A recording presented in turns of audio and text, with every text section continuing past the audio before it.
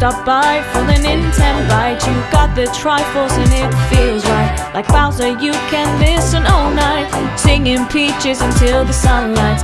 Summer shoots her beam so bright. Master Hand always brings a fight. Catch 'em all and use that fire blast. Put the soul back to visit your past. Welcome to the Nintenbyte Podcast.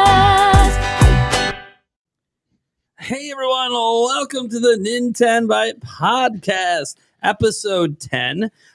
Just four of us at the moment, although Andres Restart should be stopping it at some point. He's busy, shoving food in his mouth. He claims he's here already, so let's just go ahead and just add him in. There he is. There's the man, the myth, the jacked brother. Hello. Coming from the gym, straight jack shirt, doesn't change. It's all good. It's all good. Want to see my underwear? I mean, I'm not going to complain. I think the ladies might want to see it. No, I'm just wearing shorts. We're good. How you guys doing, everyone? We're going to have a good show today. We got three really good topics, and then the fourth, we don't even know what it is, because whoever gets it is just going to make something up. It's been a really weird time coming off vacation, but I'm glad to be back hosting the show. First, I want to give a shout out to Thunder Steve and Eric hosting the show last week. Really do appreciate you guys. You guys killed it. Hell yeah. Somehow a 3-hour plus show. You guys, I don't know what you were doing. You guys are insane. Yeah.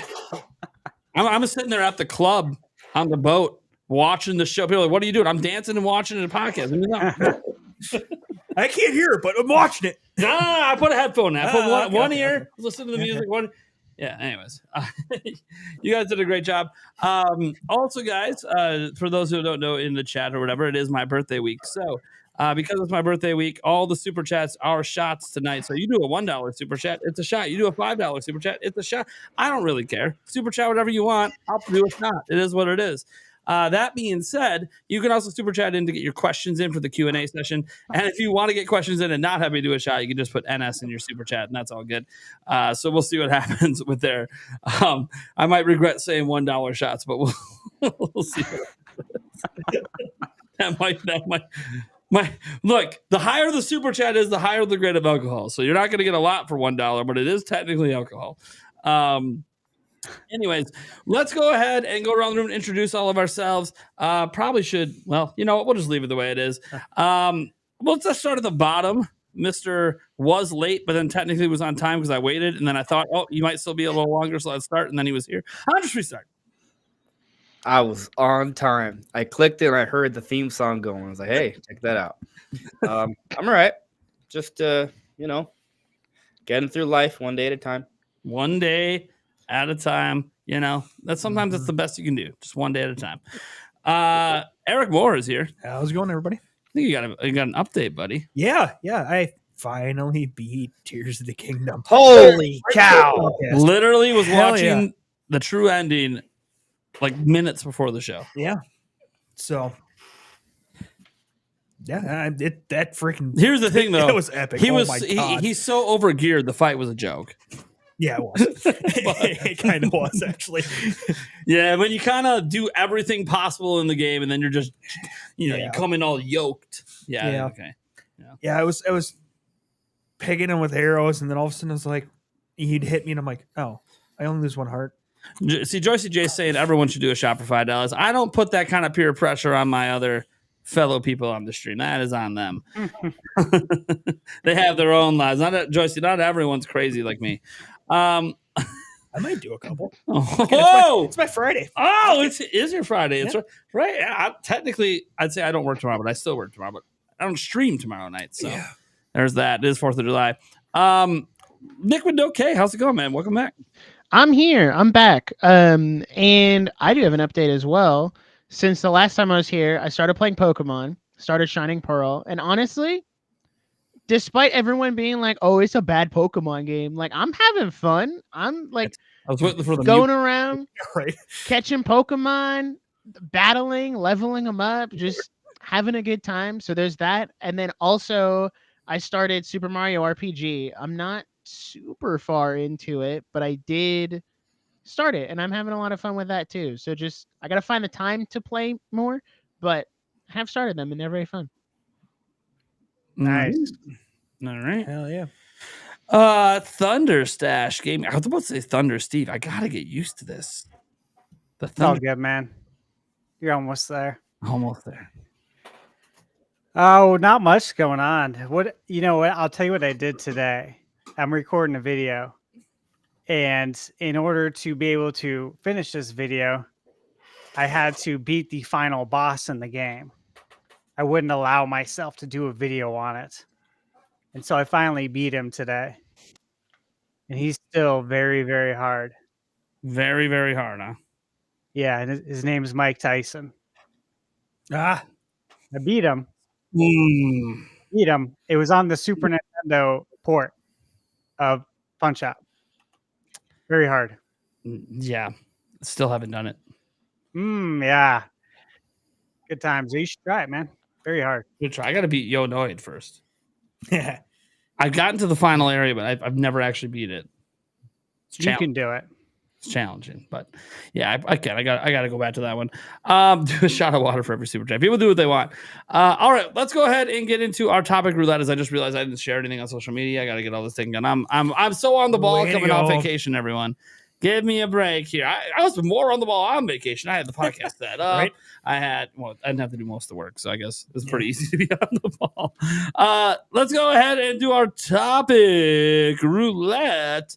We'll start with the late boy, but technically on time. I'll just restart. What's up? Thanks.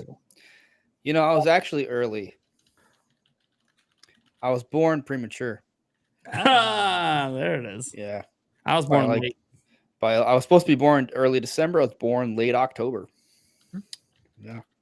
I've mentioned this before. There was a great fire that accelerated my birth. Yes. Which is why I tell people I was born in flame. But anyways, the topic was created because I said you should talk about space pirates, right? So, because we were talking about pirating in our group chat, and I was like, space pirates. So I will pick topic 3. Is Metroid Prime 4 Beyond a cross-gen game? And if so, is it a launch title? It's interesting that you went for that angle. I actually had some updated thoughts on this, so this might be fun to do. There we go. Cool. Yeah. Let me see. I know if I go last, I know what topic I'm stuck with. Let's go Thunder Stash. I'm gonna go with the unknown topic. Oh. I'm gonna take that off. Oh man! Now I'm excited. Oh, for a second I thought it was unknown, as in like Nate knew, but we don't know. No. It's kind of like I don't know. It literally says you choose. Yeah. Yeah. So literally, this is a surprise topic none of us are ready for. Yeah. Steve will come up with something. Though. Oh, He's percolating over there, or he already knows. Yeah. Already knows. Yeah. Let's see here. You know what? It's tradition. I guess I'll go last. Eric. Considering I don't know really what you want from topic 2, I guess I'll take topic 1 with Nintendo plans for Switch 2's launch. All right. Because I can semi-read and follow along what you Plus, wanted this for gives that. me time to set up topic 2 because I forgot to make the board for it. So I will take care of business. Yeah. I'll find a solution. All right, cool. That means I'm taking concerns and solutions for Switch 2. It's where we end up coming up with our concerns, possible concerns for things that could hold Switch 2 back, and then what we think the solutions are to those possible concerns. Again, it's like a little fun one. It's a bit of a fun one because it's all hypothetical. Well, you can argue everything Switch 2 is hypothetical at this point, other than that it exists. So let's go ahead and get to the first person, who is Andres Restart, I suppose. I called him first. Let's have some fun. Let's talk space pirates. Yeah, space pirates and Argument. spaceships and space tidal waves, which maybe would be like a giant solar wind attack, which would mean everything's obliterated. But yeah. So what do you guys think? Do you guys think Metroid Prime 4 has even a remote chance of being a Switch 2 launch title? Man. I'm on record of saying no. Right, but opinions can change. Yeah. I still don't think it'll be launch.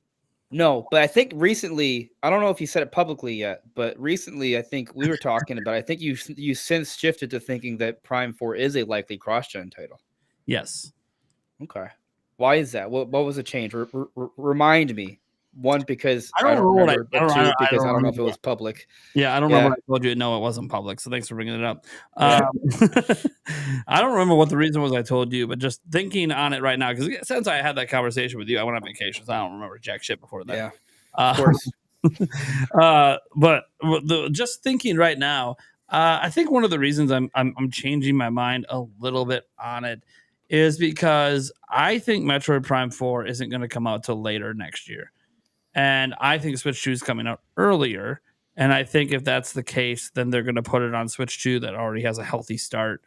And it's going to be one of those momentum continuing games. And on top of that, if you remember, we had a discussion on the show. I don't know if it was last time or the time before, probably the time before, where we talked about possible multiplayer for the game. And I kind of feel like I'm pretty confident there's going to be multiplayer based on the information that's out there. And if that's the case, I think that gives it a higher chance of being an evergreen kind of game for the first time in Metroid history. And if that's the case, then you got to be on the new system that's gaining momentum, not the one that's dying out. Now, it'll still be on that one, of course, but, So it's more the multiplayer aspect that kind of has me leaning toward it. It's interesting because I actually put out a video today, and this wasn't planned. It just ended up going this way, right? Where I put out a video today talking about how Metroid Prime 4 can avoid failure. And some of the bullet points, right? Like, it is going in on multiplayer, but also cross-gen, right? I think you have more sales potential for two different platforms, not just one. Some people think that somehow, putting it on Switch 2 can somehow hamper sales because people won't be able to get the Switch 2 version, and so they're not going to buy the Switch 1 version until then, and then they'll forget about it later on. I think that, while that's certainly possible, if that feels like a small, like negligible amount, I think what really is going to happen is people are just going to play the game however they choose to do it.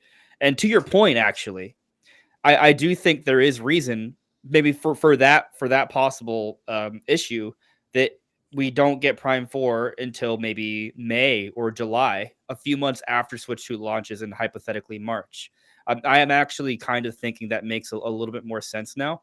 But the main point being, I feel like Nintendo wants to go cross-gen, but not day one. To your point, let a few more Switch 2s get out there. Let it become a little bit more readily available. Let the online infrastructure be fully set up and ready to go, because we've seen that they're not always ready to go with online day one, with everything, all the bells and whistles. Like NSO took like a year or something. I don't remember exactly.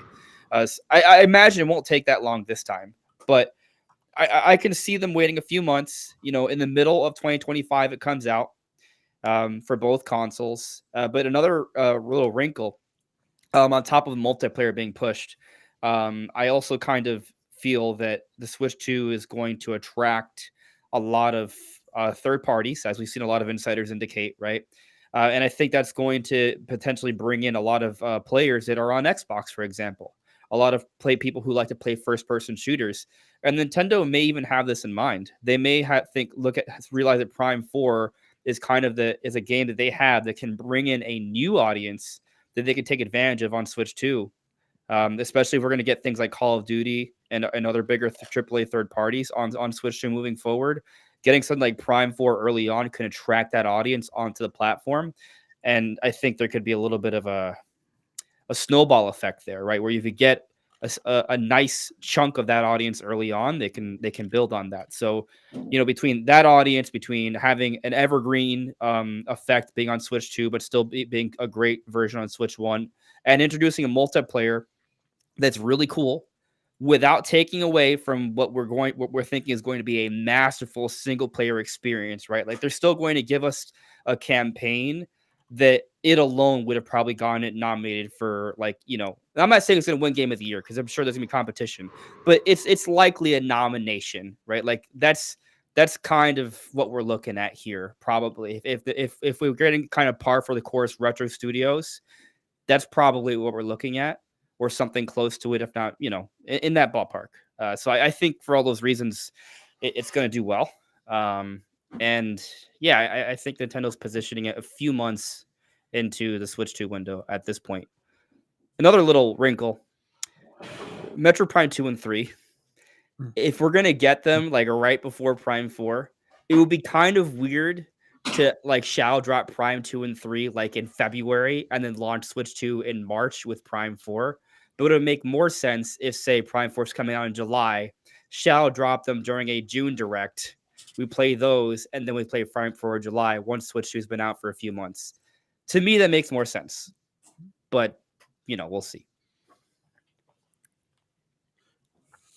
I feel like I don't have much to say. I do think cross-gen makes the most sense because if you just put Prime 4 on Switch 2, you're going to run into this issue of, well, there may not be enough people who have Switch 2 to buy Metroid Prime 4, so therefore it does not sell as well.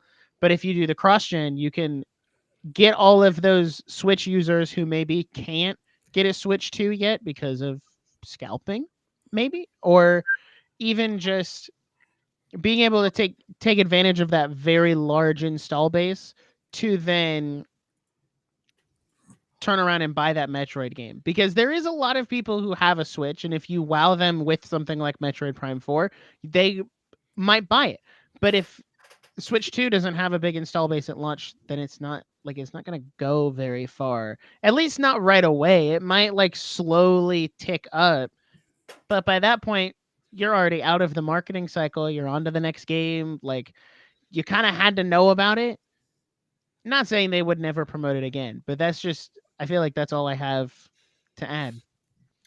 It's interesting you bring that up, right? Because I was just reading this interview from Miyamoto, and he was talking about how a big hit to him is 30 million. And Nintendo's only had 12 big hits by that standard, where a game has sold 30 million copies. But during the interview, it's kind of discussed how there's a little bit, it's alluded to at least, so there's like a little bit of a momentum thing, right? Like if you may put out a game and it may have the potential to do really well, but if it only sells a few 100,000 copies at first, it kind of loses its opportunity. So like, it's kind of like, when a game comes out, you want it to kind of become a cultural phenomenon, right? Like now we're not talking about Prime 4 selling 30 million, but the idea is simply that when it does come out, you want it to be as impactful as possible because that initial impact can create a little bit of a snowball effect, right? Because the more people who get it at first, the more people that talk about it, the more that it's shared on social media, thus more people play it, more people talk about it, more people share it, more people playing the multiplayer potentially. And that does kind of impact it. And if the multiplayer is healthy, that can give it some evergreen legs, right? And hopefully it does kind of continue to sell a little bit more for Switch 2 years down the road. So yeah, I think there's something to the idea of that initial impact. I mean, it's kind of like a YouTube video, actually, right? Like if your YouTube video pops off in the beginning, it has a better chance to hit a higher number. Obviously there's all sorts of, the algorithm is kind of crazy, right? Algorithm is so weird. But I mean, if you have to pick, you'd rather your video get like 10,000 views immediately, right? As opposed to wait days, Right. And then maybe it'll grow afterwards. What? I get 10,000 views, period, at this point. You could just take it. It's like, all right, I got it. I do my video today is not even getting 2,000 views. It's so bad. He had to retitle it and yeah, I retitled it and shoved a bullet bill up someone's ass. We'll see what happens. Yeah. Not even a joke, by the way. Yeah, no. My video is not doing well either. So maybe it's just like a YouTube algorithm thing. I think people just don't care about the hacking thing. That's what I talked about the lawsuit today. So yeah, and people are kind of tired of those things. So you guys think we're gonna have 2 SKUs for Metroid? Yeah. Or is it going to be like, hey, it's a Switch title, and if you play it on Switch 2, there's an upgrade path? I think that I think there's going to be 2 SKUs. I feel like that's just like that just, it's kind of simple, like Switch 2, Switch 1. There might even be a pricing difference. For some reason, I think there's going to be a smidge of a controversy with it, where there will be 2 versions, but there'll be like an exclusive mode that's only on Switch 2. Oh, I don't know about that. I don't know if they go that far. You have to say something to make me disagree. Yeah. Was there controversy with? I'll give you an idea. Here would be the something. It'd be a multiplayer mode that just literally, because of the amount of players they want in it, couldn't be played on Switch. I mean, that would make sense. Yeah, a technical thing, Yeah, it literally be technical limitations because not to piss people off. Ooh, I Or- still don't. I think the answers are hard to know. Yeah, but Like- here's the thing: if they do it, we don't know, but I'm saying I think it's going to happen, and that's why they're going to charge 70 as well. That's also the additional. I think it's gonna be 70 because it looks better. I think it's That's going to it. be 70 because that's the direction they're moving in. Well, But they Yeah. haven't like yeah. they got away with it with Tears of the Kingdom. That was like okay, we're gonna start with this one. Okay, let's pull back to 60 for a little bit. I don't know if they're going to go 70 on everything, but I think any of their major IPs will all be 70. Like You know Mario what's interesting though? for sure. Yeah. When they priced Prime Remastered at 40, it didn't seem to help. Right? Like maybe they should go the opposite I direction. mean, maybe you should market games. Yeah, they did Yeah. shadow drop it and then say Shadow drop it nothing and else never about talk it. about it 'Cause again. I don't know. I think maybe you should market your games a bit. they were talking about Zelda. Yeah, But like it's an IP that needs marketing, and you just didn't market. Yeah, Technically, Metroid Prime 4 right now has more marketing. true. here's a question: True. Was A lot more. there controversy with Breath of the Wild being split between Wii U and Switch? No. Because I feel like that's a similar comparison. No, 0. but I think the reason there was the only controversy there was that people were like, oh, is it being held back, or oh, the Wii U features got cut from the game. But besides that, I think people kind of understood because the Wii U was canceled. They weren't even making it anymore by the time Switch came out. So I think people were less upset about it. There were some hardcore Zelda fans still wondering what would the game been like if it, because the Sheikah Slate was the gamepad. That was the idea, and then we just never got to see that fleshed Yeah, out. we lost features. However, and oh, by the way, this was the weird thing. Oh, it's a more powerful system. Yeah, but it runs better on Wii U. Yeah, because the entire game was made for Wii U. It was never meant to be on Switch. That being said, it runs fine on Switch now. They've updated it a bunch. I think that there was less controversy just because the Wii U was a dead platform. I mean, Switch isn't. People are still buying like. Am I the only person that thinks Mario Party Jamboree is going to sell 10 million? No, Oh no, it I think definitely you're not is. the only person. I think it's gonna sell a lot.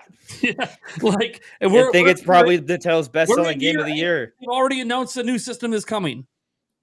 They've told us a new system is coming, and we're still thinking a brand new game on this platform is going to sell 10 million this year. Listen, if not this year, early next year. Listen, I stand by this. I believe this before they announced the games. I still believe it now, even after they've announced the games. I think I've been consistent on at least on this point. The kind of games that they were going to give us this year would be games that would sell well, but people would not give any flying pig fucks if the Switch 2 is coming out a few months afterwards. People buying Super Mario Party Jamboree aren't going to be like, man, I really wish this was in 4K.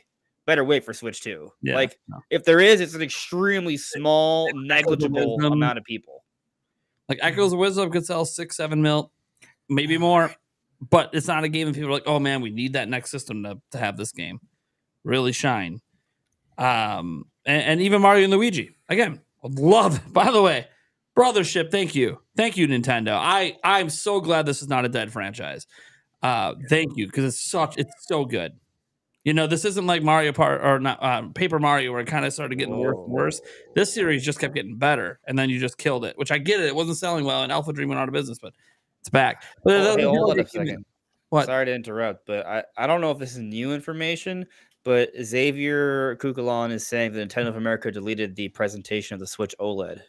I know they deleted the Switch Lite and the original Switch trailer, but I thought the OLED one was still up. Wait, what? I thought that happened a while ago.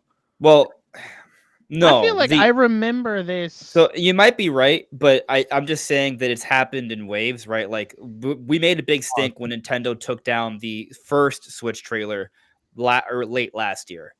And I know the Switch Lite trailer has been down for a while as well. I thought the old one was up.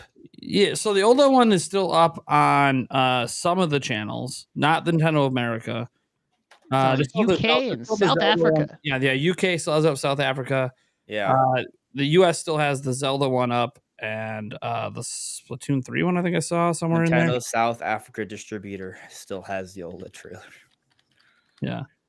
So it is true it's not up anymore. Whether or not that's new or matters right now, I don't know off the top of my head if this is actually new. Because I know we talked about it before, but I thought that was just the Switch trailer. But yeah, the Switch trailer was taken down. Eliminated. We were talking. yeah. Do you remember late last year before the Game Awards? You're like, oh, well, maybe they're gonna announce the Switch 2 now because they took down the Switch trailer. I Right? also Like, said maybe they might eliminate the original Switch model.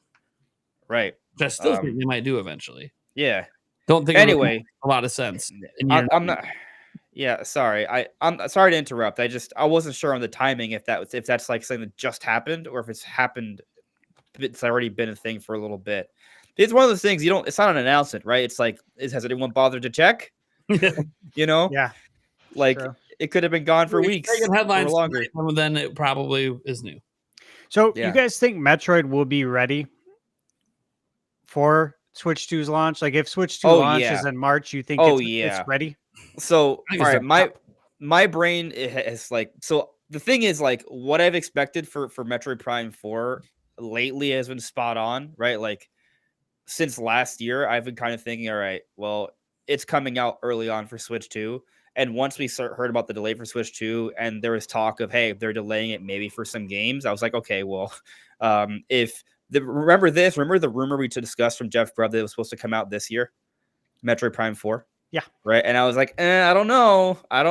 Like, I never really believed that rumor because it's like, one, Jeff Grubb, the timing has always been tough from when he hears things.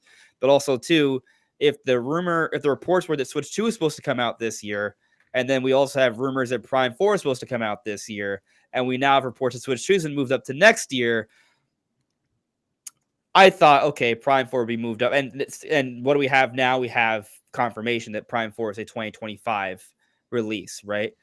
So I think that Prime 4 is part. I'm not saying it's a day one, but I think Prime 4 is considered part of the big whatever they're going to be doing. Like, let's say 9 months. I think they're going to do Launch something. window. Yeah, that I don't want to call it launch window because I think launch window is like what, 3 to 6 months, but that first year, right? Those first 9 months, and maybe it is launch window. I think it's 9 right? months. Yeah, but whatever it is, that opening salvo for Ray, whatever it's gonna be part of that, right? It's gonna be one of their big hitters, and I do think that the delay may have been to get a few games ready, and perhaps including Prime 4. Make sure you have that cross-gen version ready to go, because we did see that they were QA testing Prime 4 since early last year. That's right. Right, like, so I don't know. Doesn't that, correct me if I'm wrong, but doesn't that suggest the game would have been ready relatively soon? Like, if a game's been in the QA testing stage for a year and a half, you'd think it'd be ready for the holiday, right? It lends a lot of credence to that. Which, yeah, like I'm with you. I'm with you guys in that. I do expect it, and I have been since the beginning, since we first talked about this. I expect it to be right there in the launch window. So are we saying then though? Is it coming out first on Switch? I think it's either day one for both, or Switch 2 first, and then Switch 1 gets it like a week or two later. I'm gonna assume that. I think it's you go. I think it's more likely that it's same day on both. Yeah, that's what I was trying to say, but I couldn't put out the correct words. Yeah, it would be good because you don't want to confuse people. You really don't. And you know how easily people get confused at launch. People got confused about the Wii and the Wii U. Thought it was an accessory for the Wii. Like you got to make it really simple to where people can go to the store and pick up Metroid Prime 4 on either the Switch, or if they have a Switch 2, they can get the Switch 2 version. Make it real simple. Give it the best possible opportunity to sell, and for not so they don't have to make a huge FAQ on their website about how this works, right? But now, will there be an upgrade path for Switch 1 owners who say, I'm not getting a Switch 2 yet. I'm hoping, I get one for Christmas, my birthday, whatever. You think they're going to have a path where it's like, hey, X amount of money to upgrade to the Switch 2 version that has better multiplayer or better graphics? I know a lot of people feel that way, right? And I'm not saying that's not I don't know what's going to happen, right?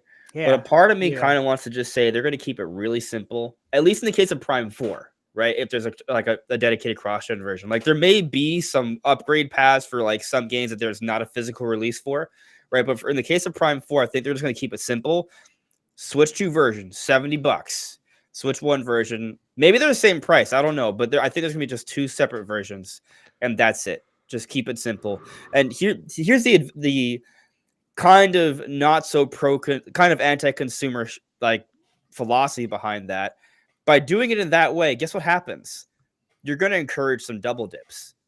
You know, some people are gonna buy both versions. Yeah. If you do the upgrade path thing, that's a pro-consumer move, which would, you might lose out on some dollars in that regard. Now obviously, you probably don't want to advocate for Nintendo to do that, but if we're just talking about like what we think Nintendo's going to do, that's to me that just feels like they're going to keep it simple, have 2 versions, and that's it.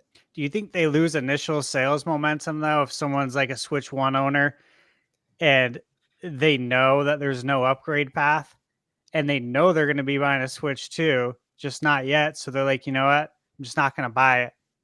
I'll wait till I get a Switch 2. What if like 20% of people interested in Prime do that, and then now it has 20% less sales and now it doesn't have any momentum? Yeah. I hope that doesn't happen. Maybe you just, I don't know. You might have just convinced me, because the console will be backwards compatible. It would be kind of weird to have the Switch 1 version of Prime 4 put into your Switch 2 and it doesn't look as good as the other Prime 4. I don't know. Maybe you are right. Maybe they have to do some sort of patch thing. The precedent's been set with Sony and with PlayStation and Xbox. They both had their own version of it. With the PlayStation was generally charging $10, and Xbox, I don't think was Xbox charging anything. They weren't, right? I don't know. I don't remember. I'm like 95% sure they weren't charging anything. Maybe the chat knows, but I'm pretty sure they didn't charge anything to upgrade. So you'd think that they would go somewhere along those lines. Or you'd hope. I would hope. I don't know. It's tricky. Like, I feel like you might be right. Like as we talk more through it, it would be kind of weird, right? If there isn't an upgrade path, now that I think a little bit more on it. I don't know. I think we kind of have to see how Nintendo's going to handle these things. Like maybe there isn't a cross-gen version. Maybe it's just you put it in and it looks a little better. Well, take Paper Mario, for example. Remember the coding for the 4K? Yeah. So we can probably safely assume that that'll probably run in 4K on the Switch too. Otherwise, I have no idea why it would be in there. So what about all these people that bought it on Switch that have zero intention of buying it on Switch 2, right? Because they already bought it. Like me, I already bought it. I already beat it. But if Nintendo's like, hey, we're going to release it also on Switch 2, and for anyone who bought it on Switch 1 for $10, you guys can play it on Switch 2 in 4K. And I had zero intentions of spending any more money on this game, but I'm like, you know what? $10? Sure. Let's see how it looks. I'll do it. If it's 4K and 60 frames per second, because that was one thing, right, that everyone was upset about, is it only ran at 30 frames. So if I get a little bump for $10, I'll check it out. Sure. So you know what I like about this idea, at least, right? I mean, to your point, right? Like this is a precedent already set by Nintendo's competition, right? So maybe they do have something in mind like this.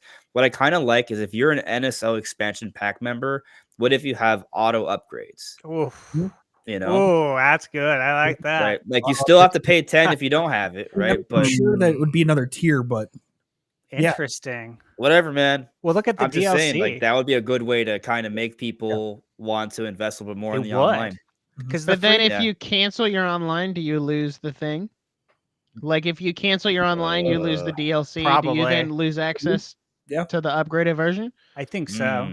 That's an interesting point. Because that's how it is on premium, on PlayStation Plus and all that. Like if you download a game on there and now you don't have the service, you'll get to keep the game. Otherwise, everyone would pay for a month, download as many games as they want, and then cancel it. Yep. Everyone would abuse the crap out of that. So I like that idea of NSO though, because they already give you free DLC.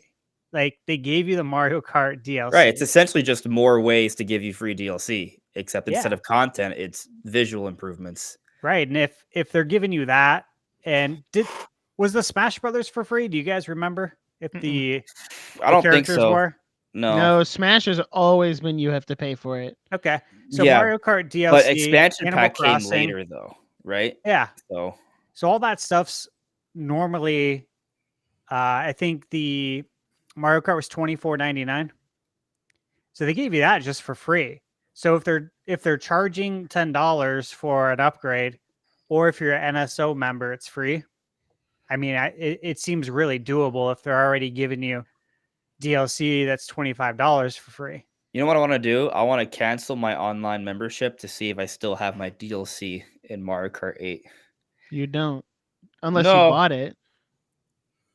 Well, yeah. So I guess what would happen if my membership canceled? Then Then 'cause you it's would like, you lose access to anything DLC, Yeah. and they It's tell you just- you have to go either buy the DLC or re-up to the Yeah. NSO membership. I'm curious how that would show up in my game. Yeah. See, that's know? the thing is I feel like I also like the idea of it being like having the upgrade path be part of NSO. I think that's great value, Mhm. especially if they're gonna do it for a handful of games. But I don't know how people would like the idea of canceling NSO and then losing access to the better graphics. Because let's say, like, oh, the upgrade path for Paper Mario, Zelda Echoes of Wisdom, Tears of the Kingdom. Well, I guess not Tears of the Kingdom because it's an older one. Like their newer stuff, Mario and Luigi, right? And you get like 5, 6, 7, maybe even 10 games at that point. You get the upgrade path, you pay for the NSO, go up, you have all 10 of those. It's $100 worth of upgrades if they're $10 a pop. And then you cancel your NSO and you lose all of that. So it's like, I would say they would almost have to do it both ways. If you do decide you want to go to the tier with the Nintendo NSO that gives you the free upgrades, go for it. Otherwise, it might be $30 more. Let's just say, so you get 3 games, whatever, three game value. But yet if you don't have that tier and you still want to purchase them, you still have the option at $10 a pop. You can pick and choose what games you want to have the updated graphics on, right. and I think roll so. that route. It would be smart for them to do that. I mean, I don't know why you wouldn't. That's You know where what's I'm at. interesting though? I also feel like for most of these games that would have upgrades, they wouldn't be like that crazy. It wouldn't be like, oh, look, we have to like remaster the whole game. It's like, all right, upscale the resolution and maybe patch in a better frame rate mode, or if like they already have a dynamic resolution or they have a shaky frame rate, they kind of naturally just run a little bit better on more powerful hardware. Like I'm just saying, like, it might be kind of light work for Nintendo to even offer like these visual upgrades, right? Like it might be minimal effort, huge payoff. And what's to say that they don't actually already put these on the cartridge, and once you pay your $10 to upgrade it, it just unlocks the feature in the Switch cartridge.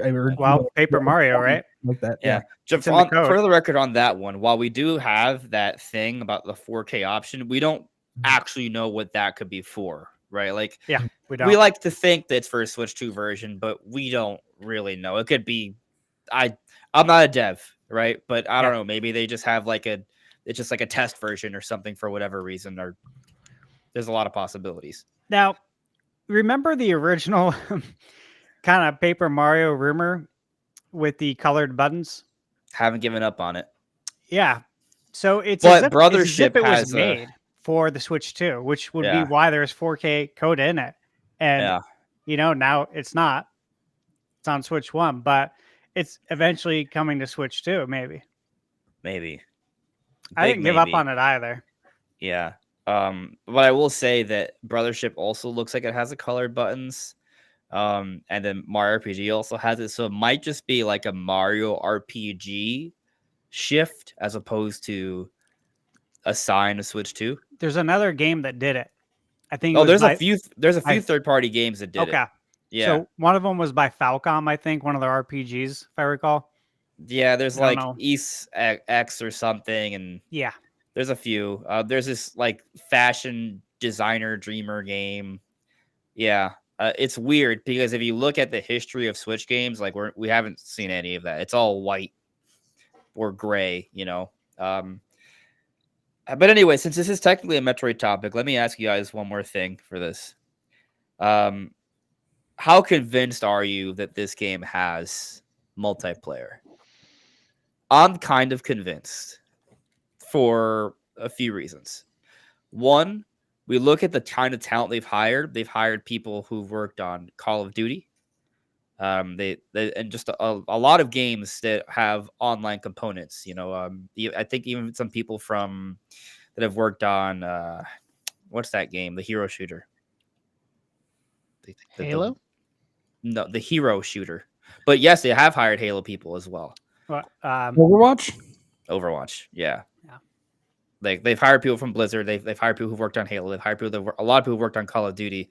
Like there's a lot of talent there. Some of which have worked on like online stuff too. So there's that. So they have like the pedigree, right? But beyond that, one, we kind of all agree multiplayer would help the series sell, and it's a big budget game, so they want to think of different ways to do that. There's that.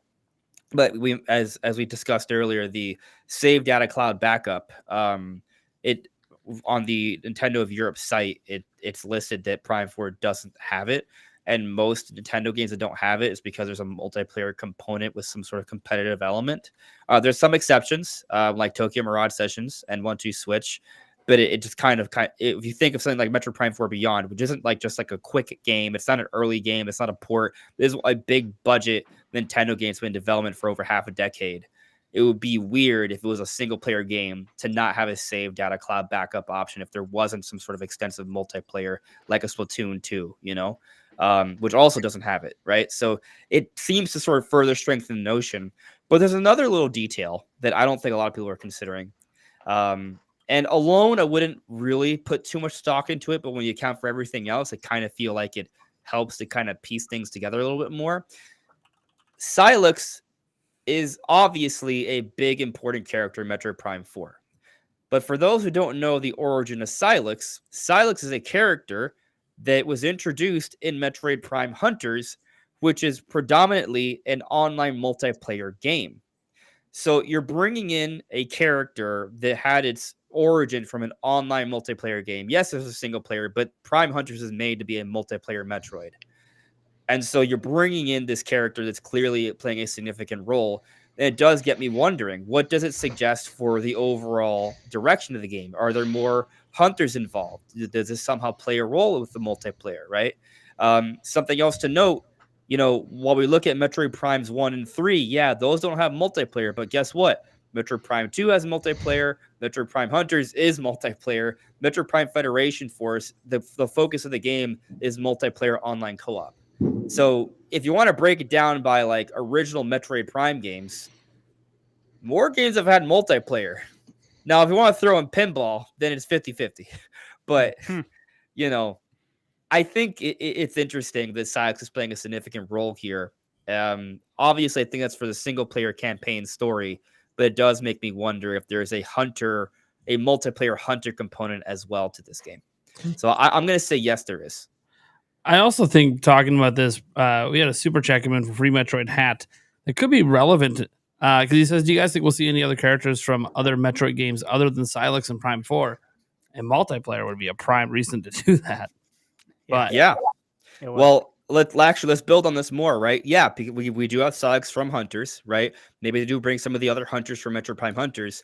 But if you look at that trailer, while I do think they're holding back a lot, it did give you a lot of Prime 3 vibes. And what's interesting about Metroid Prime 3, they also introduced a lot of new hunters. Now, it's just for the campaign, but man, it would have been cool to have controlled Rundis. Like, that would have been really interesting. And so what if they're going to build off that more? We see a larger world with more characters, more hunters. And so if all of a sudden we have like 20 different hunters from the Metroid Prime series, like that's a hero shooter right there, or a hunter shooter, whatever you want to call it. But I think there's potential there. No. Please don't turn this into a hero shooter. I don't care if they have multiplayer. I think multiplayer would be great. Please don't turn it into a hero shooter. Every time I see a hero shooter, a little part of me dies inside because Why? they're very overdone, and But they you all could argue Metroid started. look the same. But they Yeah, didn't Metroid Prime start. Hunters. Do I don't know. I just feel like they have a bad rap nowadays. All right, and hear they're me not- out. If Hear me out. Nintendo could do it and make it really good and better than Overwatch, more power to them. But initially, I don't know. I'm very skeptical on that. Hear me out. What if they go in the hunter direction? Like it's actually about hunting. It's not put people in an arena and just shoot each other to death, right? Or one has a shield, one's a tank, one's a sniper. No, it's about hunting. Like, what if they put you in like a space station that's like, like think like Alien Isolation, right? And so it's very dark. It's about being stealthy. It's about hunting around. And so there's the hunted and there's a hunter. And so they make it more like that, right? Like you can become the predator. That would be cool. that would be different, right? And that would be cool. That would be cool. Another little thing I'll note: they paid some extra care to the radar, right? So the radar notes in the Prime 4 gameplay for the trailer, right? You have yourself, you have the enemy. If you lock onto the enemy, an orange crosshair fits onto the red dot in the little radar, but also there's green dots, if I'm not mistaken, for your allies. And what's also interesting, if you pay close attention, the allies can take out the space pirates too. Like there's a shot that blasts one of the space pirates that's not from you, it's from someone else, and there's that fire. I don't know what they can do, but I'm just saying, based on what we've seen, there's obviously options. They could go with the hunter route. They can go with the Federation trooper route. They could do both. So it could be a blend, right? Like, what if you can only use a hunter sometimes, but most of the time you're basically like a Federation trooper with limited options. That would definitely be a way to make it interesting. Make it unique. If they go that route, I just don't want it to feel like Overwatch or whatever the new one that Marvel did that was basically the same thing. Sure. I mean, I've seen them. They're a dime a dozen, right? Yeah. Yeah. I'll tell you this, though. Sometimes I get annoyed when I see updates for Splatoon, and I'm like, come on, give me like, like sometimes I want them to copy other big game multiplayer games, and they refuse to. They're like, no, we're just going to do Splatoon stuff. And so, obviously that's a Splatoon team, but it's also Nintendo, right? And so, like, for Metroid, they might just think, hey, we're going to create multiplayer, but we're going to do it in our own way. Like, that's the more Nintendo thing, right? They don't usually just blatantly copy others. They come up with their own little spin. Yeah. And to answer this question more directly, if there's multiplayer, I'd love if Anthony Higgs comes back. As an assist trophy. Just got to win an assist trophy. If we get other characters from other Metroid games, I want to play as an Emmy from Dread. Oh, snap. I thought those were really cool. To bring back my gosh. sister that perished, whatever her name was. She was killed when Samus was 3 or something. It's a backstory to one of the games. I don't remember having a sister, but sure, parents died. Yeah, it was. Hold on, Fake Metroid fan over there? Virginia Aaron. That's weird. I gotta look in that. Yeah. There's options. Maybe that was her mother. Yeah, maybe her mother. Could be her mother. Because I don't remember her having a sister. I'm trying to. I get it confused. This is like some really old lore. She does have. I think there's Ian Malkovich, which is the younger brother of Adam Malkovich, who dies in a flashback in Other M. Yeah, and there might be a theory about her having a brother, which some people think is Silex. Yeah, I remember the brother theory. Yeah.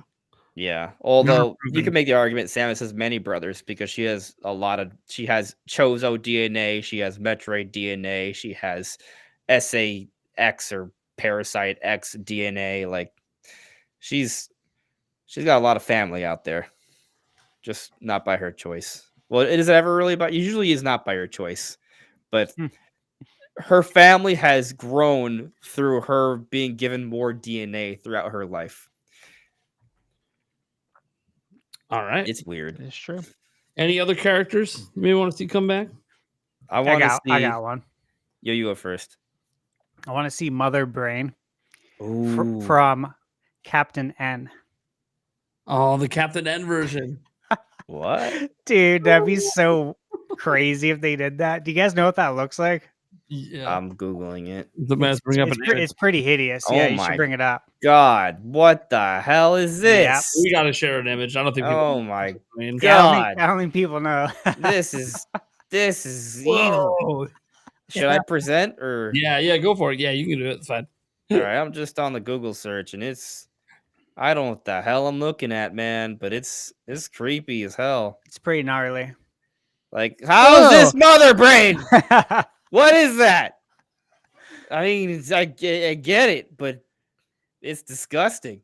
It feels like an Real Monsters character. Dude, it reminds me of Brain from the Ninja Turtles a little bit. Do you see the blue guy? Yeah. You know that's King Hippo from Punch Out. Really? And that's the eggplant Oh, wizard from Kid Icarus. Oh yeah, this one's the eggplant. Okay, I see it. All right. Yeah. Wow. Classic. Wow. These Yeah. guys gotta be villains in the next Smash Brothers. Yeah. Not assist trophies, pure villains. Yeah.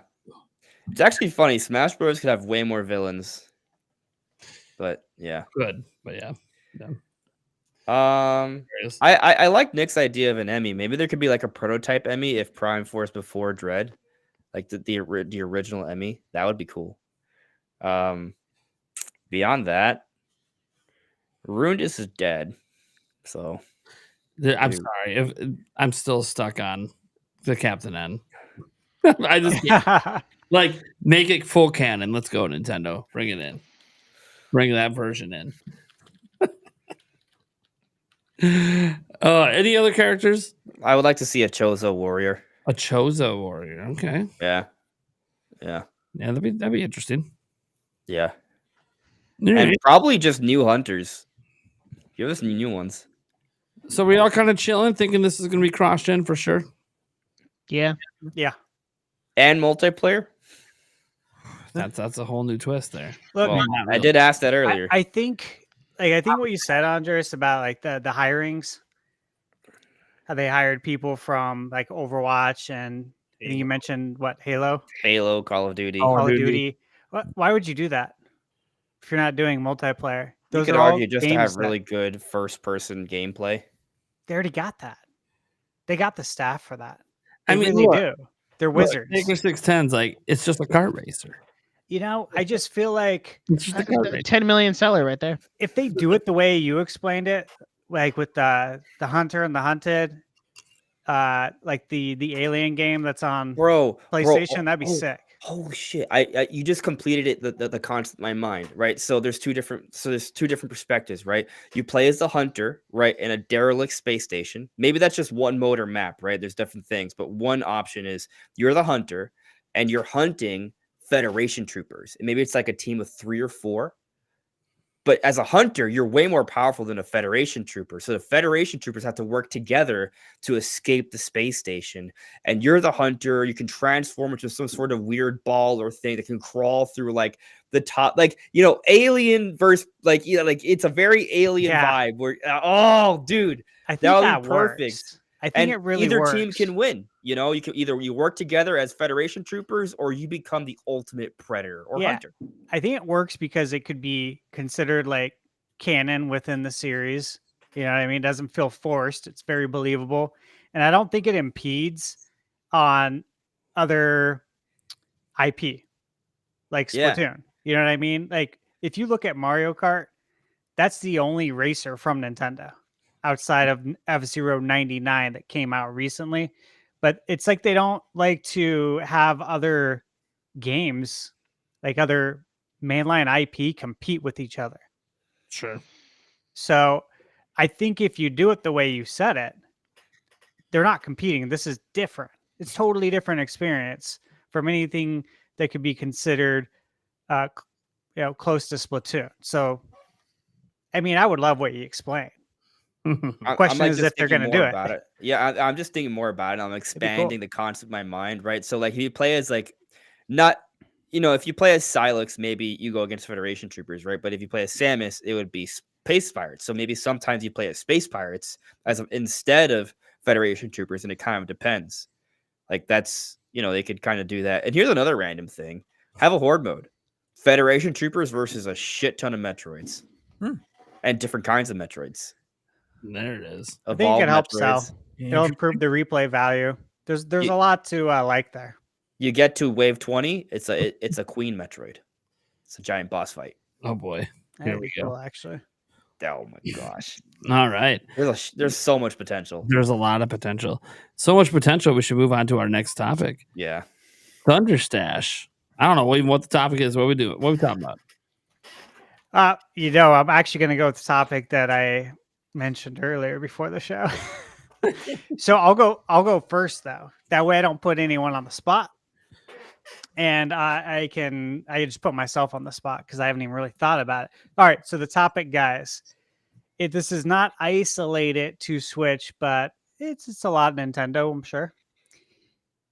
You're going to pick your top 5 sports games that are non-simulation, meaning we're not talking Madden, we're not talking NBA 2K, we're talking stuff like NFL Blitz, Tecmo Bowl, NBA Jam, Punch Out, even Wave Race.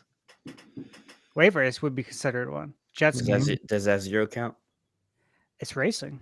Yeah. Racing's a sport. Mario Kart would count, yeah. Mario Golf counts. Mario Tennis. Yeah, all the Mario games. All Thank that God. stuff. So, but NBA Jam counts, but NBA 2K doesn't. Because Jam's not simulation. It's arcade, completely Yeah, unrealistic. they've added some arcade modes to 2K, but It's not trying to make it look. So NBA Street would count then. Oh Yeah. yeah. Classic. sure. Okay. That's a good All one. I think we're on the same page. All right, cool.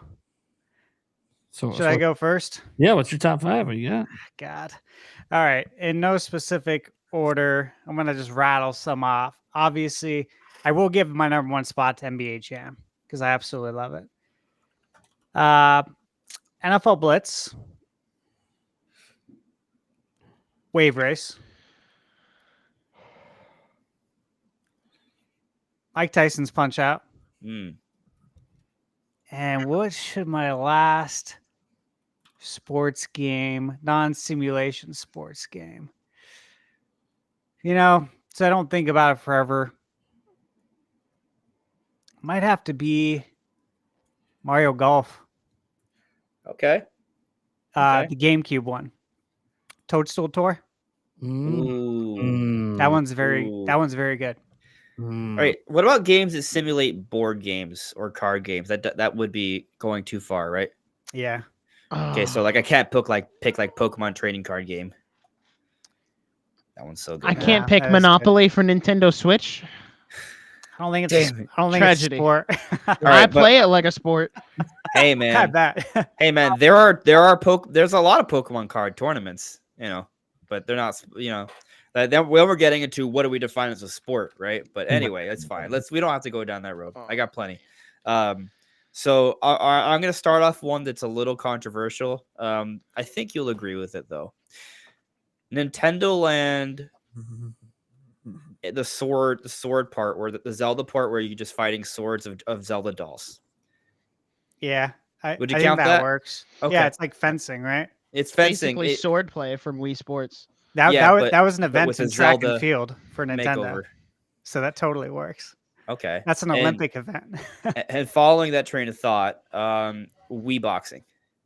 Yeah. You know what I used to do back in high school? I would put on the wrist weights and I would play Wii boxing. Yeah. That was pretty fun. Good workout. Yeah. I would love to put Wave Race, but I'm gonna let you have it, even though Wave Race is is a true like top 5 for me for sure.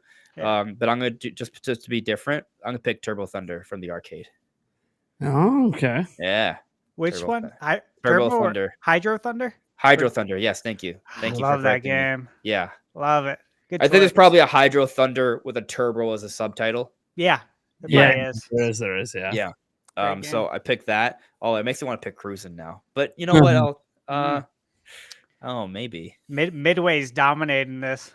Oh man, I'm not gonna pick cruising. I'll save that for somebody else. I'm gonna go with F-Zero AX, the other arcade F-Zero right. racer, and to top it off, I will do.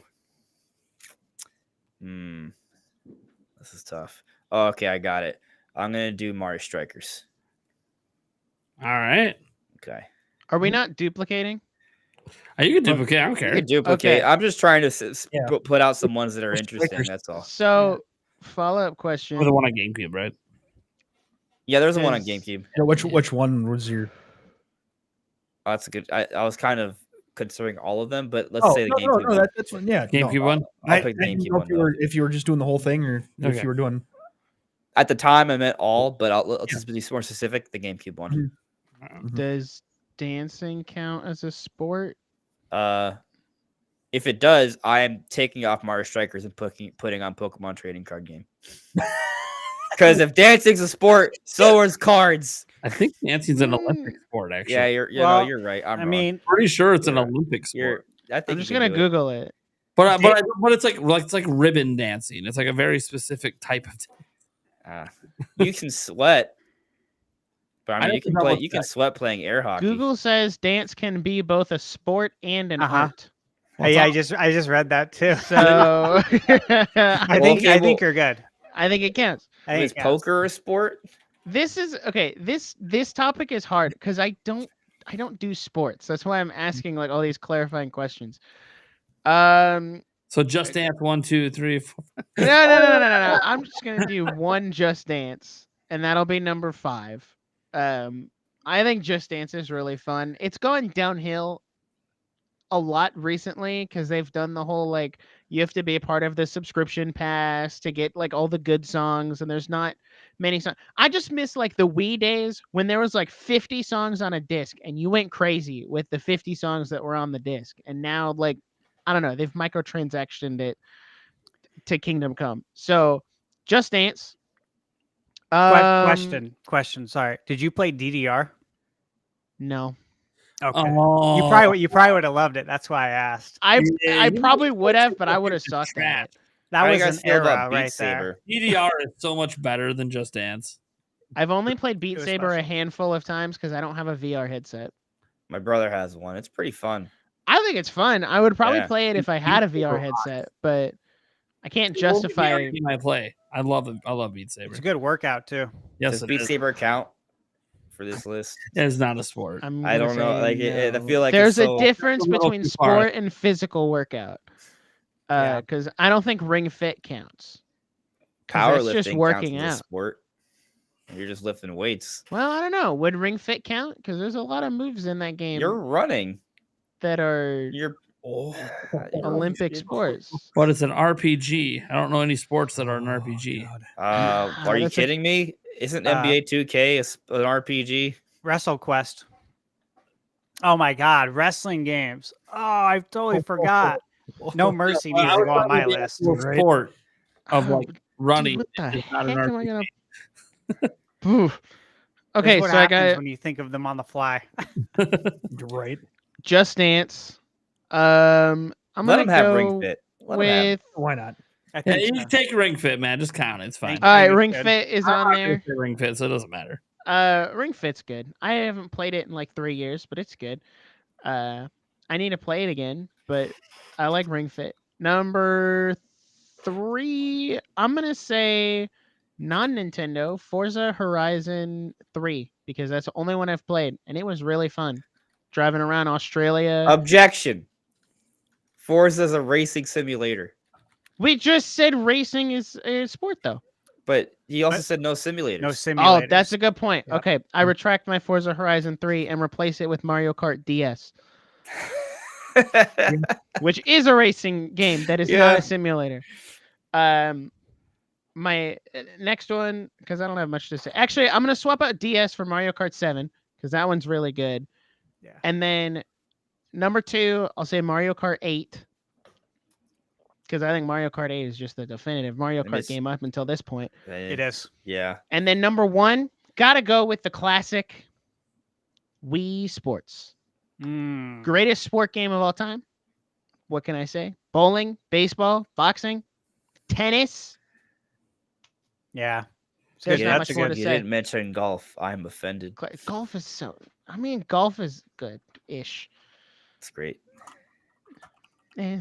Oh man, I just thought of another game too. That was hard. I XIT don't play XIT sports. slash the chat saying Forza Horizon isn't a simulator. I gotta throw No. one. I gotta throw one out there. Forza is. Virtua Tennis. Virtua Tennis. Ooh, So good. Okay, man. How do we feel about Virtua Fighter? That was Is fighting is a sport? Fighting's a sport. This is fighting a sport. All right, Fighting's fighting's a a sport. sport. My favorite sport game is Xenoblade Bro. Chronicles 3. But no, seriously though, fighting's a sport. You can put Street Fighter. How does that not count? I mean, technically. Yeah. Street Fighter is a variant of boxing, kind of. I feel like you could definitely count Street Fighter.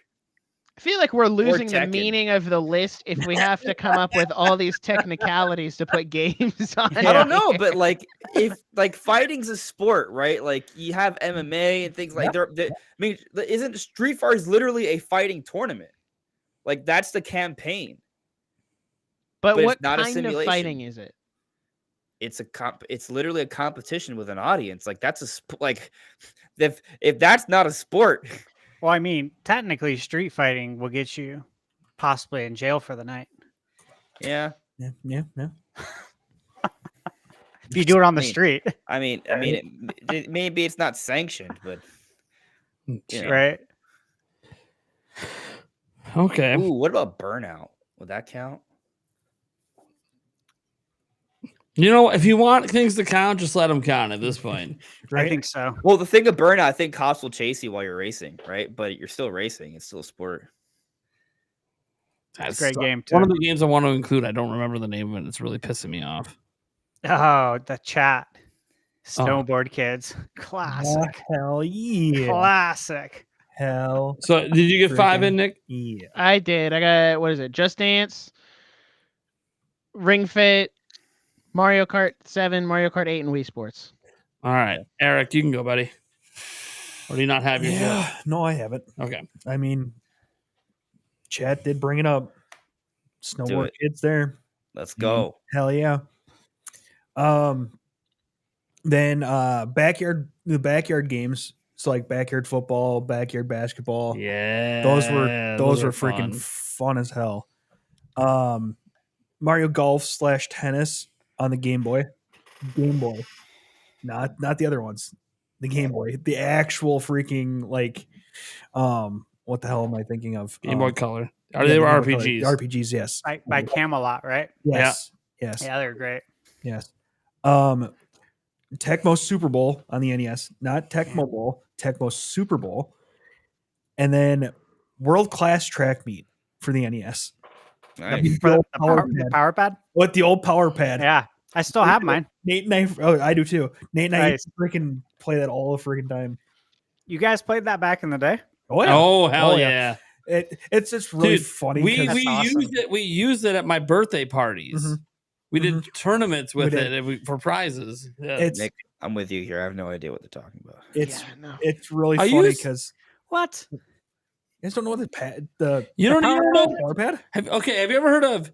Okay, look, there was a very popular game on the NES that had 3 games in it. 2 of them, I bet you know. Mario Bros, Duck Hunt, and the third was Track and Field. Dragon Field. And for track, That sounds familiar, actually. track and field, Yep. some of the games That's you right. could use NES controller, Mhm. but some of the games you needed The power pad. the power pad. And the power pad looks like a DDR dance pad, but it's not. You're right. And it's wide, and you can have 2 people play You it. can bring up a once. photo of it. I've definitely seen this before. There it is. Yeah, Track meet on the bottom there. That is so cool. yeah. Yeah. Dude, it's hella fun. And it was actually pretty damn accurate, surprisingly. Yeah. Yeah, You could cheese it. You cheese. You could Everyone totally cheese cheese it. it. Oh, Yeah. I'm doing the long jump. Yeah, you're jumping off the Off the pad and pad. tapping Oh, it. yeah. You know you're Yeah. doing Jump to the left real quick. Yep, Yeah, yep. Jump back on. No, it was really funny because I just watched this one person fastest time is in the 100 meter dash or whatever. It was like 6.1 seconds. I'm sitting here watching, going, "Oh God, I would have destroyed you back in the day." Oh my God! Doesn't know the he cheats? doesn't know the cheats because he was sitting there actually just running, Not doing the And actual To run. be fair, he was actually doing it correctly. The way you're supposed to do it. But what you can do is you want a chair for this. You put Yep. a chair out in front of the power pad, and you just lift your heels and just put it right back Yeah, on. It's just straight heels, and you Yep. it's just done. Just like one of the games in there, you can put a pencil between the A and B And button and go back and forth Yep. really quick. Yep. It's just an insane Yep. time. Oh man. Anyways, yeah, old school gaming. Lots of little cheats like that. All right, so my top 5. Eric took 2 of mine, which isn't too shocking. I mean, come on. He took gamed a the lot together. Yeah, we played a lot of these games we played together growing up. So yeah, he took the sports games on Game Boy Color, the Mario Tennis, Mario Mm-hmm. Golf. Loved it. Played the hell out of those games. So I'm gonna try to do 5 without it. NBA Jam 1993. Mm. Come on, Mhm. come on. Sure. That He's is heating up. OG. I even like it way better than like the street ones that came out. Nah, this is so much better. I don't know why we've never been able to recapture that magic. I don't really care. NFL Blitz 2000. Crush that at arcades. Yeah. Crush the hell out of that game at arcades. I'll still play that today at an arcade if I see it. Love NFL Blitz. I'm going to go in no particular order on these for now. I'm also going to throw another NFL Blitz game on. And it kind of sucks because this is my number 1. It's NFL Blitz the League. Mm-hmm. But here's the thing, in looking at it, they made a second one and I didn't even know it. I think I had it.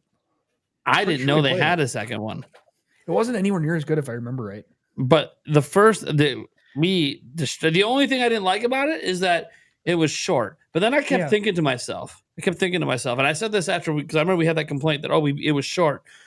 Then I sat there and I'm like, well, dude, we marathoned it for 3 straight days without sleep. Fair enough. I don't know that the game's meant to be played that way. We zoomed to the end of that game. Did we play that in my camper? I was Pretty not in sure? your camper. No? Nope. When we played that one was in the basement in your college. Yeah. Okay. Yeah. Yep. Anyways, zoomed the hell through that one. Never played the second one. Second one might be on the list too if I played it. I don't know. I love the direction of that. I wish we had more of it. The injuries were insane. Mhm. You could shoot up. You could do lots of crazy. And I don't mean just shoot up like they shoot up for games now with just pain. No, You could risk this getting was- caught with like yeah. illegal substances. I think there was one point like you'd be like dating this chick and you'd be at a party right before the game and they'd ask you, do you want to snort this line of cocaine and get jacked up for the game? And you're just like, yeah. Next day, 2 plays in. Oh, your blood test came back. You're suspended for 6 games. Like, oh shit. Jeez. That's in the game. Yeah. That's crazy. Yeah, dude. There's a lot of crazy things in the game, That's and the awesome. injuries are insane because they show the injury. Oh yeah. They show the bone snapping and It's doing. almost like my God. type of You're reminding me of a game I played on GameCube. It was a racing game. I don't remember the name of it, but it was kind of like a Need for Speed Burnout kind of thing. But except I remember like if you did certain missions, you could unlock like a dance from a girl, and it would be like a pretty girl dancing. BMX Triple X. It was a car racing game. Do you guys remember that game though? BMX Triple X. Yes, I I do. don't. I do remember that one. I don't know how it got made. Now, next I'm going to go with Tecmo Super Bowl. Now, the thing is, I have an issue counting the Tecmo Bowl games because I think they were trying to be simulation football games, but there just was too many limitations at the time to really be simulation football. So it was more like taking. If you guys ever played those old school 1980s handheld football games with the red dots and you're trying to run, it was basically like taking that and putting it on a video game. But it was obviously a lot more fun. So whatever, Tecmo Super Bowl, that specific one on the SNES, love it. What I need one more. Let's go. geez. Let's go with something a bit more modern because a lot of this has been some old school stuff because that's when I played a lot of these kind of games. Like today, I play mostly simulation ones. I don't play a lot of arcade ones today, mostly because I just don't find them to be as good. They Even also don't really make them. like even the Mario sports games, they make those, and like they're just not as good. they're not as good. It just is what it is. But just for the sake of trying to be nice to modern, I am going to take a modern Mario sports game because the gameplay is amazing. It just needs a lot of other things. And I'm going to go Mario Tennis Aces. They nailed that gameplay. That gameplay is so fun. Dude, I remember when we went to E3 and they had the Mario Tennis Aces tournament and I had just done the test fire and I was like destroying people. It was sick. I'm like, dude, this is awesome. This is what arcade video games are about. Going with a bunch of strangers on a show floor and wrecking their face because I was one of the only people there that played the test fire. Yeah, and I went, and then once you figured it out, though, the second or third, because you had to play it to enter the booth. Yeah. So we kept going around in a circle, kept re-entering the Nintendo booth. So we had to play this thing against other people like 20 times. So like by Eric's 5th time, he was sitting there wrecking all these first timers. Yeah. Even though at first it was like this button. Sure. Dude, they absolutely crushed the gameplay on it. I even like the online tournament mode. I thought that was pretty cool. It's just the single player was such a letdown that like it's so hard for me to recommend. But dude, the gameplay, they nailed it. To this day, I'll still. Dude, you guys want to get in a little Mario Tennis Aces match later? I'm game. I'll boot that shit up right now. I haven't played it in years. I'll probably still dominate. Who are you booting up? Mario Tennis Aces. Why would you beat up anybody? There's something wrong with you. I said booting up, not shoving a boot. You need to get your shit together. Okay. Well, I think you're trying to get me bricked up over here. I don't know if it's working. I don't want to brick you up in the slightest now that I know what that means. It's hilarious for a long time when you didn't know it. That was the best part. I thought you knew the whole time. Then I'm like, I don't think he's using that the way that he definitely not. All right. I think that's all of us then. Yeah, I think we're good. I'm ready for my second list now. Virtual Fighter, Tekken Tag Tournament, Street Fighter 2, Marvel vs. Capcom, and Soul Calibur. Even though that one's not a tournament at all, it's just a fight to the death. All right. Great game. Wait. Yeah. I apparently sound like I've been doing nitrous balloons outside a Grateful Dead concert. What? I'm just in a good mood. And I got more shots to do. I saw some more super chats came in. I got to take care of that. Ready to rumble? Ready to rumble boxing on Dreamcast? The Dreamcast version. I mean, you could pretty much count any of the WWF games because they're all fake. Yeah, it's definitely No Mercy. Oh, No Mercy for sure. Probably what do you call it? WrestleFest, the arcade one. WrestleFest. Yeah. It's another good one. My gosh, there's a lot of good ones. There is. Someone wanted to know if Free Metroid had wanted to know if Skate counts. Skate 3. Does Skate really goes for the realistic aspect? I would almost say Skate wouldn't count, but you'd count Tony Hawk. Yeah. Which again, you could make a really big list for non-simulation sports games. You could. All right. Let's go ahead and get into our next topic. Eric. Yeah. Did you want to bring up the what? Did you forget what topic you have? No, I know what topic I have. Are you talking about the quote? Yeah. Oh. Well. Yeah, whatever. I just bring it up. There's enough notes there. You should be all right. Yeah. So, Furukawa had mentioned that Nintendo's going to basically try to prevent scalping with the Nintendo Switch 2 by making enough of the consoles to meet the demands. I'm trying to think, is there anything else on here? That's pretty much it. It's just they're looking to flood the market with Nintendo Switch 2s so that... Yeah, that was his answer to... So, like, last week, they had the 84th annual shareholders meeting or whatever.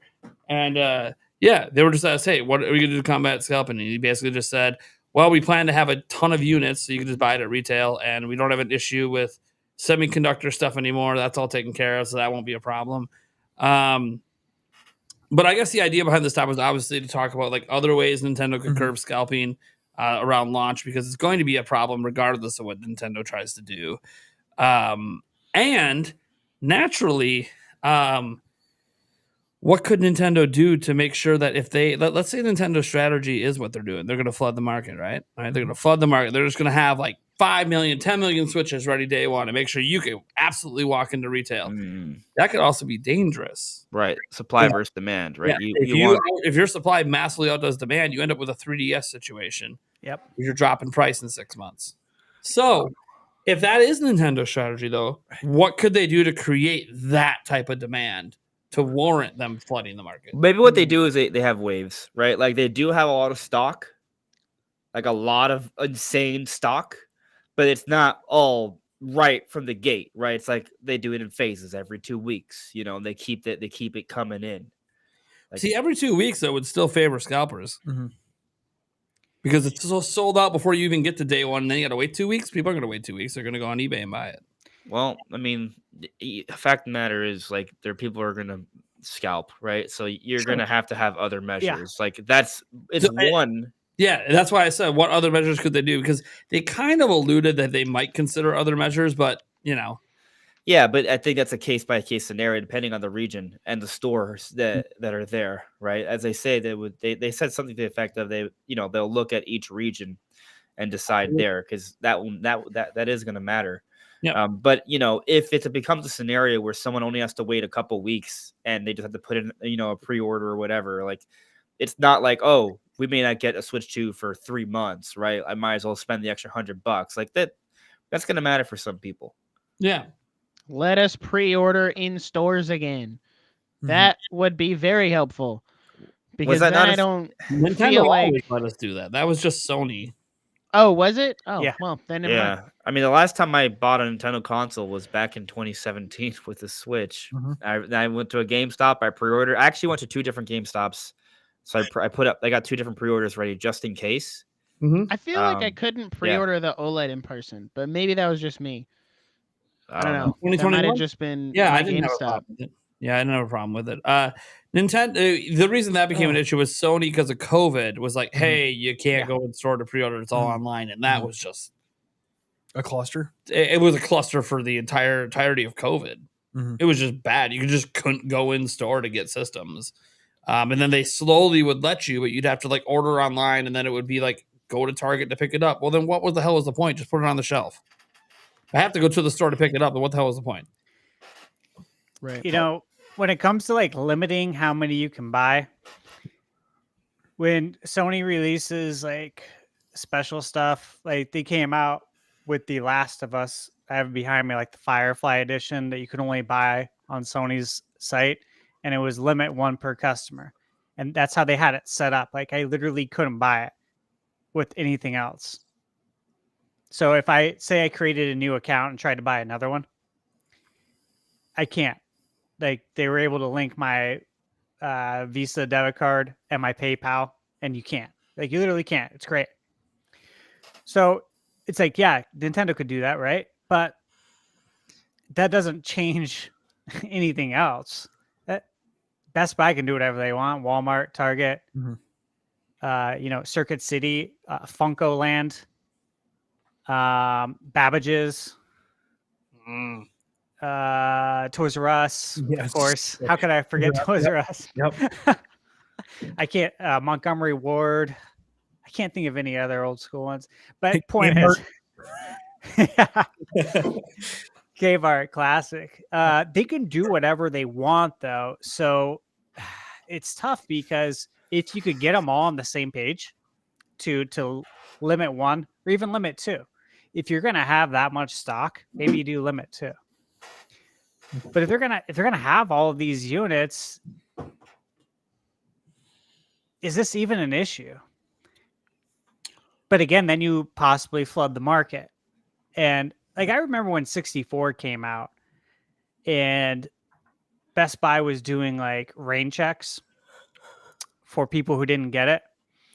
And I still remember like my cousin was trying to get one, and we were calling every day, multiple times a day. to see if the shipment came in yet. Mm-hmm. So we could go down there with the rain check and go pick it up. And I remember it was like every about 7 to 10 days. So it wasn't that long. And you mentioned, Andres thing, you mentioned, what if it was like every 2 weeks? 2 weeks that's doable. That's doable for people to like, I Every think, paycheck. wait. Yeah, for people to wait and not have to go to eBay. I think that's totally doable. It's tough. It's a tough thing to balance because you don't want a 3DS situation. I bought 3DS day one. I remember what happened. I remember the price drop. It wasn't a good look for them. Do we think the Switch is going to have that problem though, or the Switch 2? Like, is there a scenario where the Switch 2 doesn't generate enough hype to sell? I mean, obviously there is, in worst case scenario, but realistically speaking, is there a world where Nintendo doesn't like explode out the gate with Switch 2? Well, usually, They screw up their marketing I mean, yeah. Everyone wants. in plenty of in no lineup out of the gate. Let's say the big game is like another Nintendo Land, so another unknown game that doesn't look good, and they don't have like the 3D Mario or any of that stuff. Like if there's no big game to stir demand right away, Nintendo's one of the.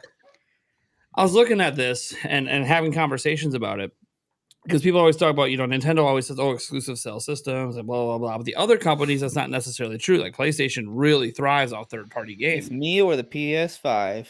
Yeah. So They should do that for Switch 2. They should hire some random girl. It's me or the Nintendo Switch 2. Yeah. I'll take the Switch 2.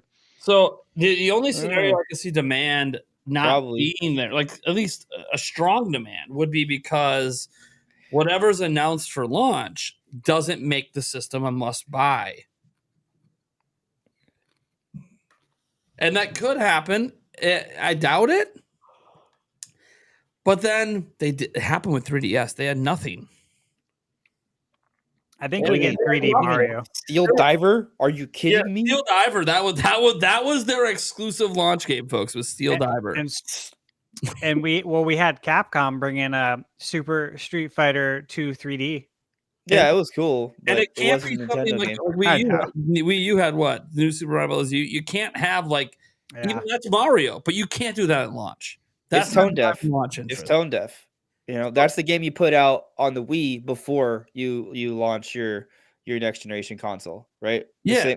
That's exactly what they did with Mario Wonder, exactly what they're doing now with Top Down Zelda. This is the time to do that. You don't launch your next system with that. So, that's sort of the thing. And I even thought like, hey, and you and I had debates on that. What if Metroid Prime 4 was the launch game? Okay, but I don't know that that's actually going to drive people. It's like the foil to Mario Bros. U.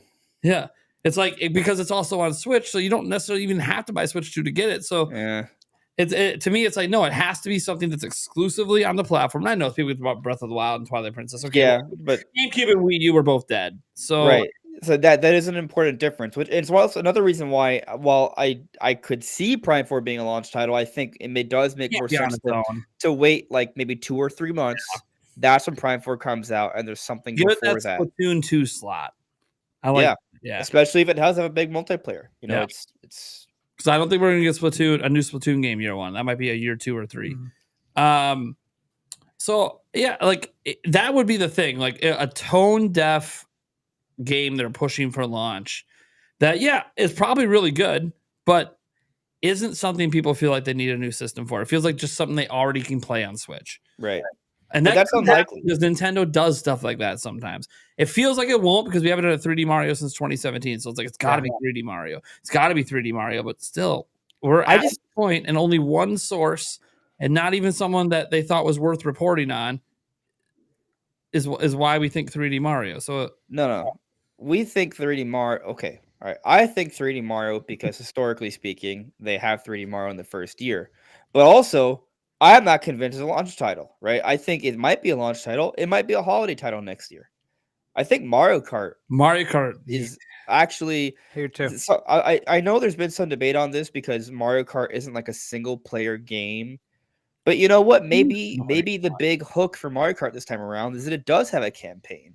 Oh, that'd be sick. I think it needs it.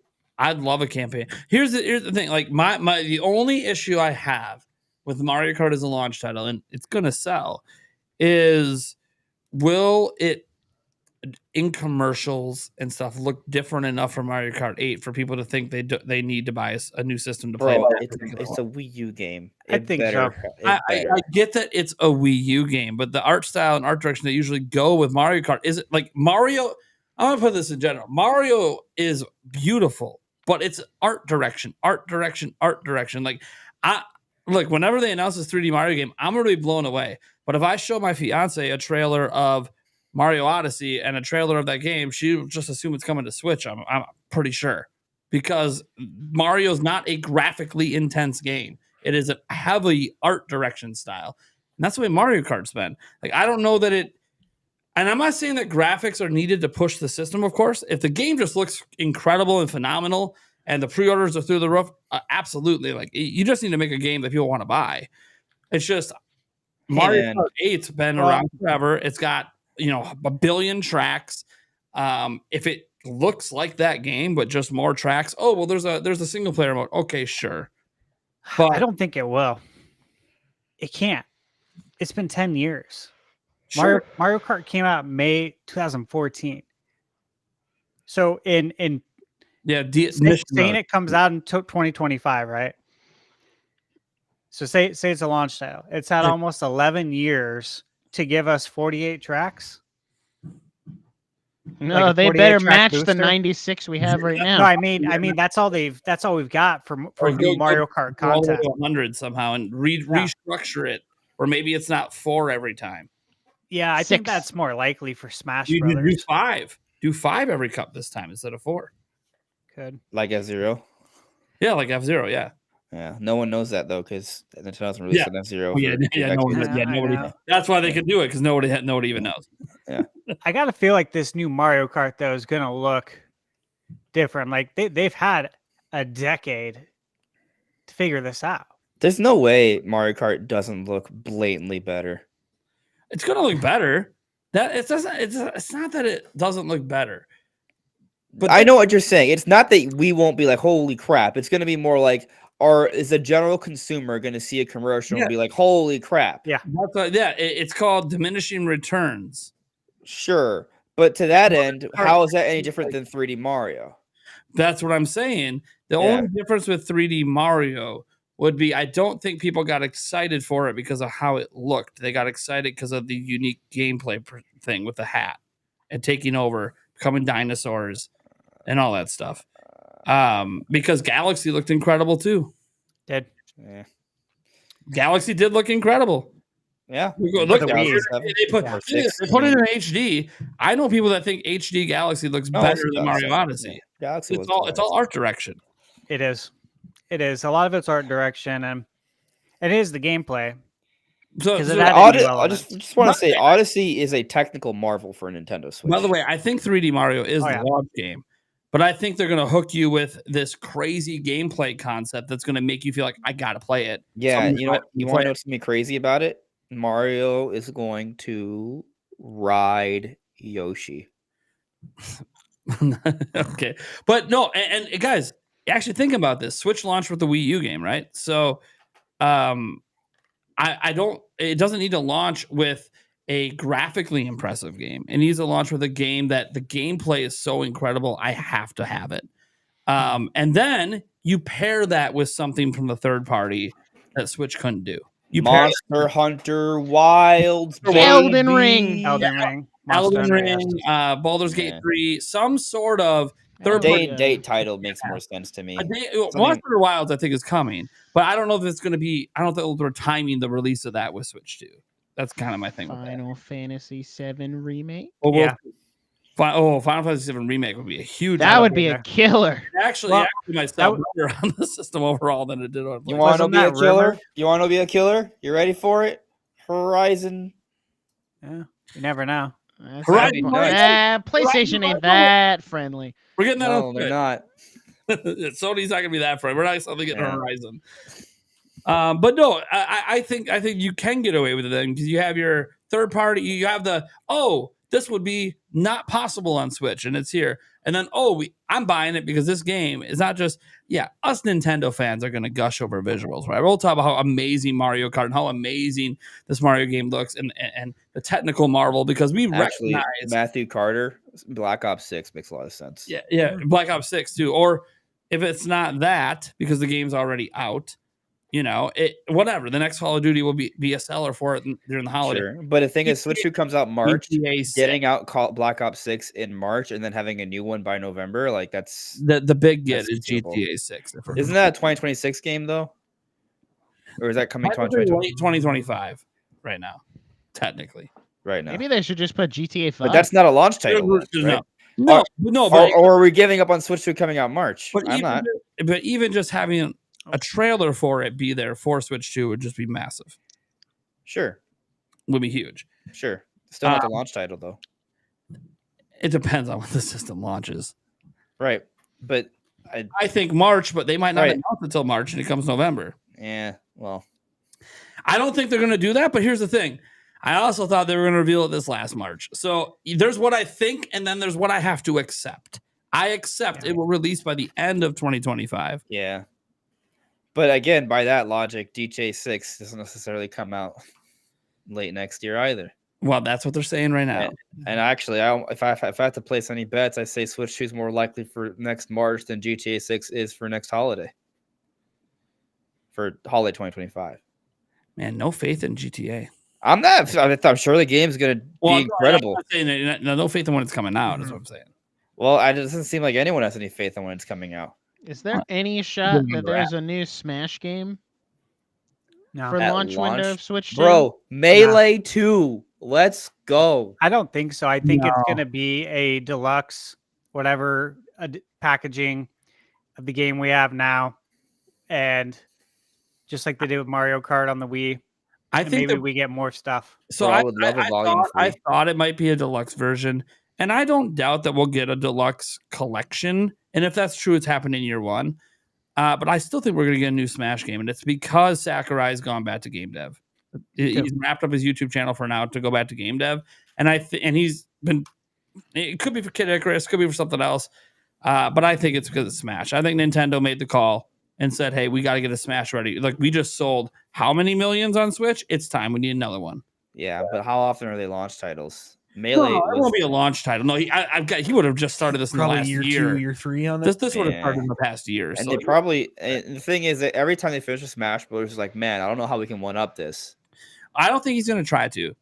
This is based on his YouTube videos. He said that I wanted to do another Smash, but Nintendo has to let me do it different than what we did. Like we're not trying to top Ultimate. That's his own words. He's not trying to top Ultimate. Right, but his own words have also spoken to the contrary for each Smash game, and then it is still bigger than like. Yeah.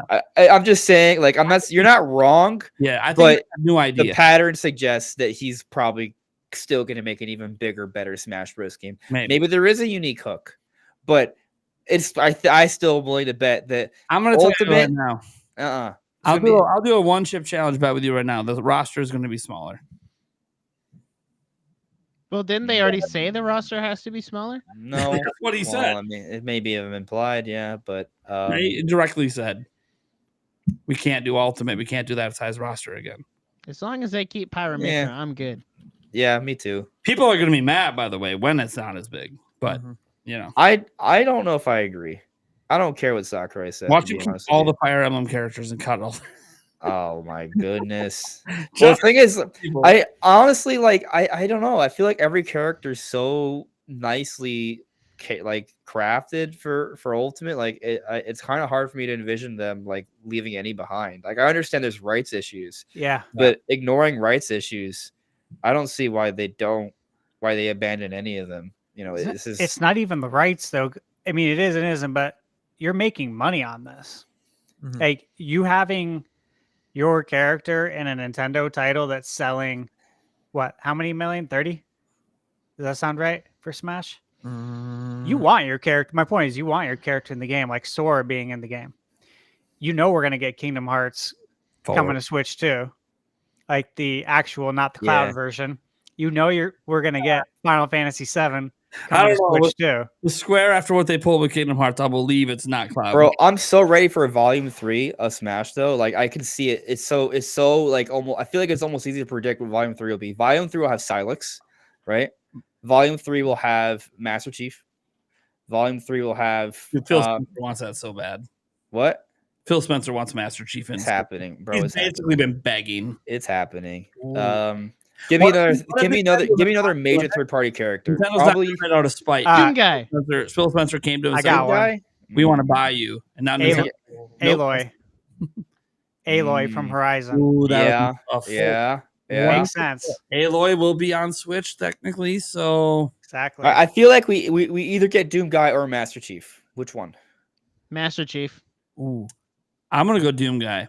If we're gonna get Master Chief, you gotta bring Halo over. Obviously, Halo man. So, yeah, that's what I'm saying. But Doom got a long history. Oh no, but Halo games that 100%. We're on the same page. That's why I said it. There are gonna be Halo games on Switch. I am convinced. Switch 2. Yeah, it should be. Yeah, on Switch 2. Maybe Switch. I don't know. Nintendo Switch successor. They might put the original Halo Combat Evolved on Switch. That's doable. Could do the Master Chief collection too. Yeah. It's curious that Crash Bandicoot's never been in it. I don't think he's big enough to be a playable character. Maybe an assist trophy. Like Banjo, yeah. But then they threw in Banjo, but Banjo Crash has actually outsold Banjo. So yeah, that Crash Banjo is like a trilogy. But Banjo Kazooie didn't actually sell like crazy numbers. Banjo's been a big fan requested character. I don't think Conquer is on that level.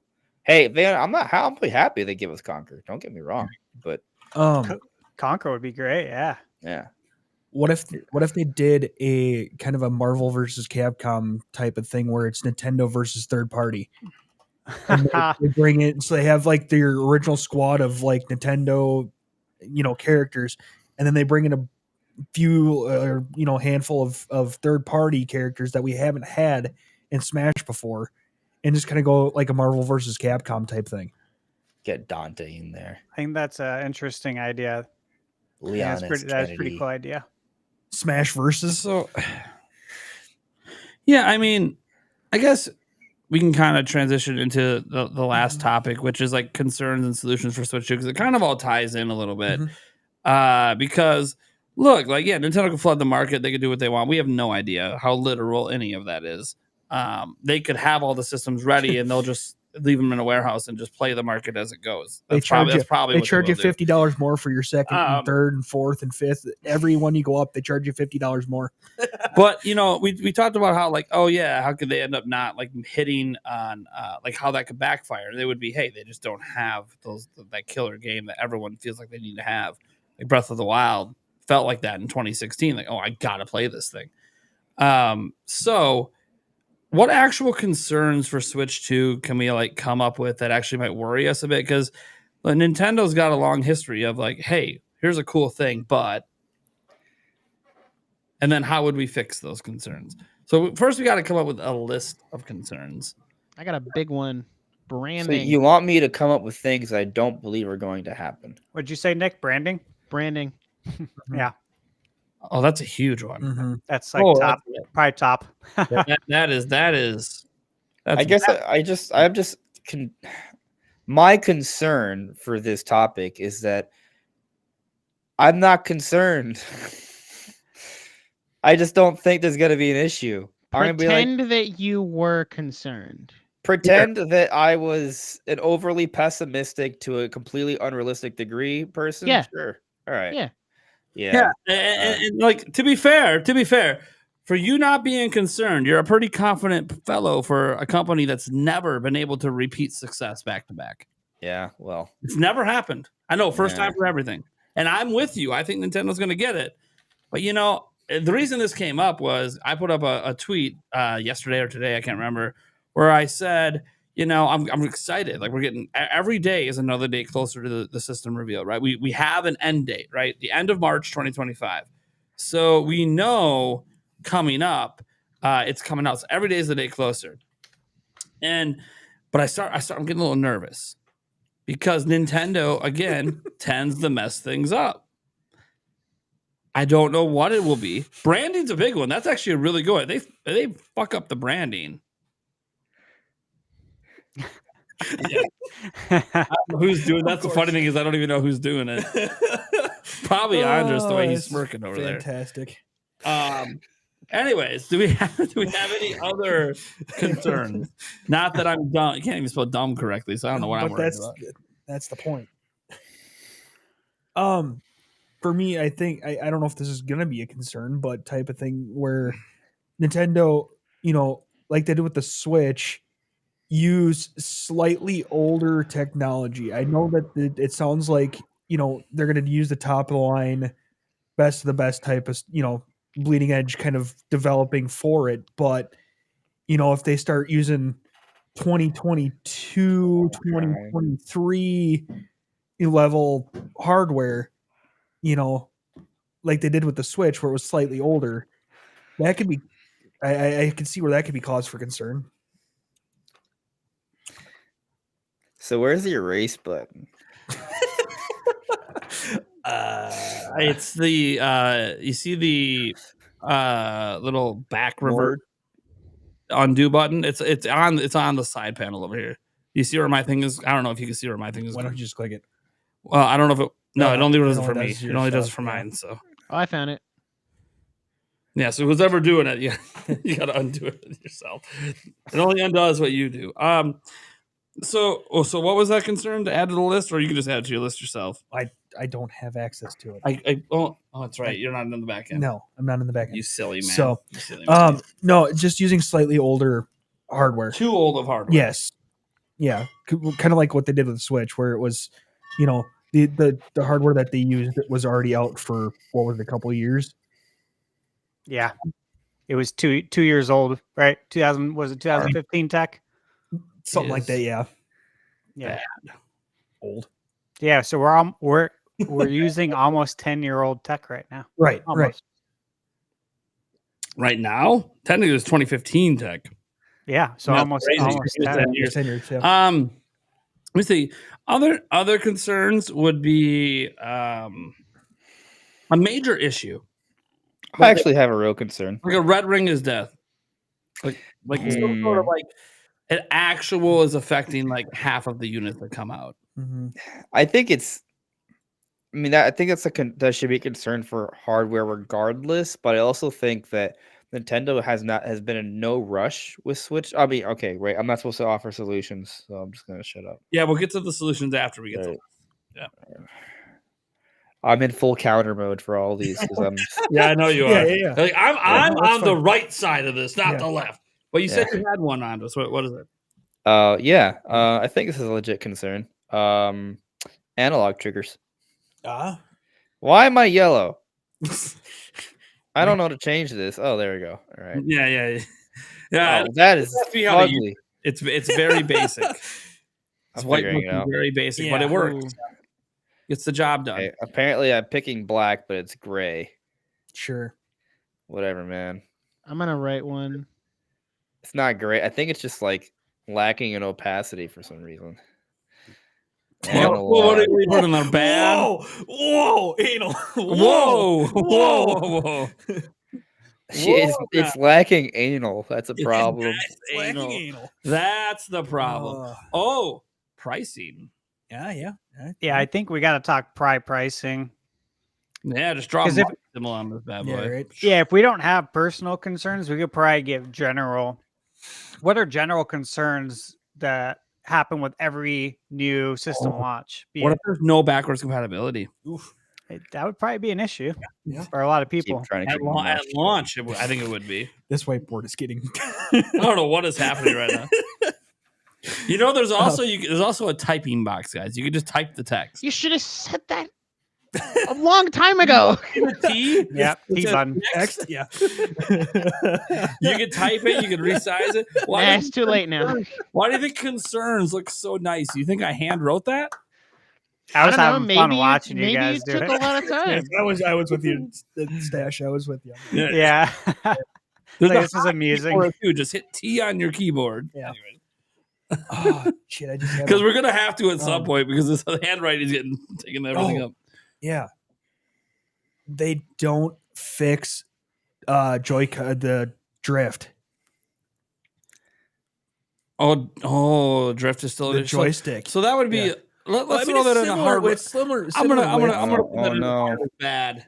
No, So I mean old it's and probably bad. more similar to probably Andres with analog stuff with the triggers and stuff like that. Probably more than the. What if How do I move you know this? what? I don't know if this will be a huge problem, but Mhm. but if you guys remember when Switch launched, it was unfinished. The OS was unfinished, the features were unfinished, NSO was unfinished.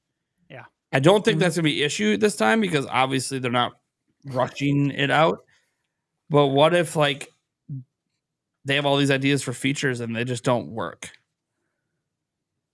As an example, they promise we can message our friends again, but then we can't. Like I don't know that it would end up being something that kills the platform, but it's one of those, yeah, that still sucks. That still ain't great. What if there's backwards compatibility, but NSO doesn't work day one? Yeah, that would suck. Like, that's a lot. Dude, there's Feature parity. Terrible feature parity. oh man.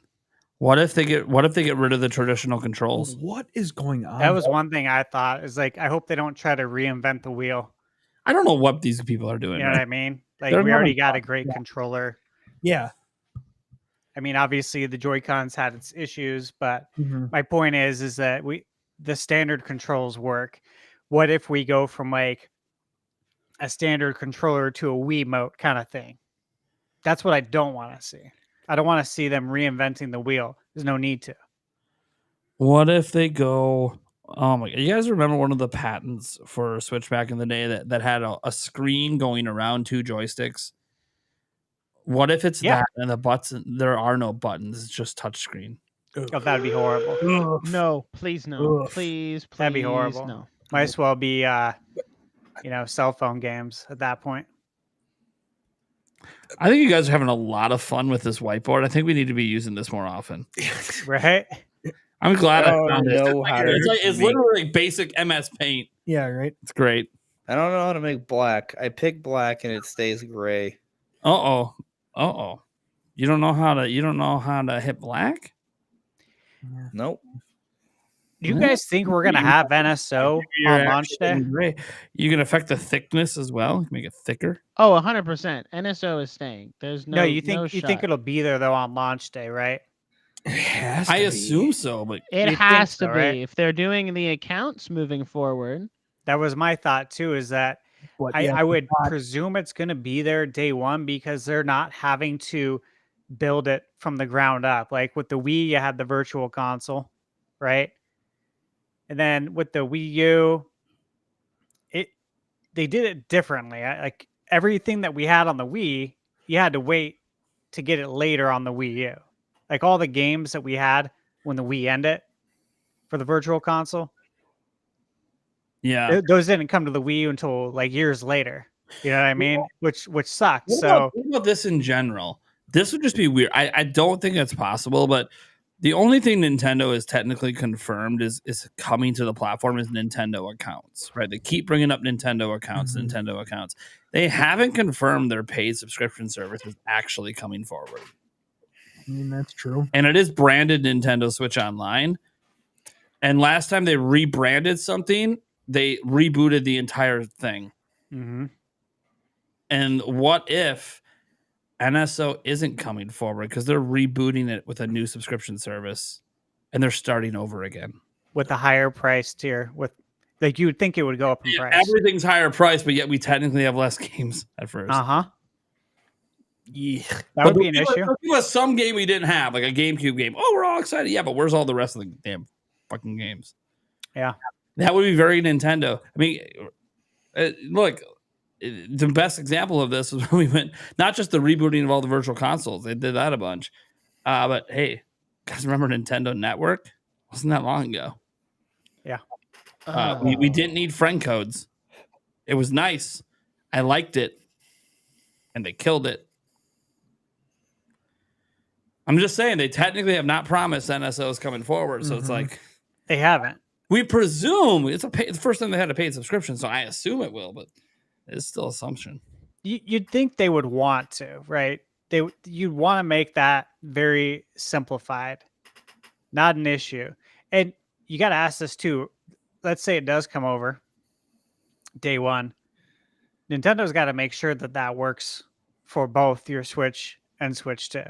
Like I shouldn't have to choose, just like with PlayStation, right? I got the PS4 still, and I got my PS5, and I can access my PlayStation Premium on both consoles, no problem. So you should be able to do that with Switch, no problem.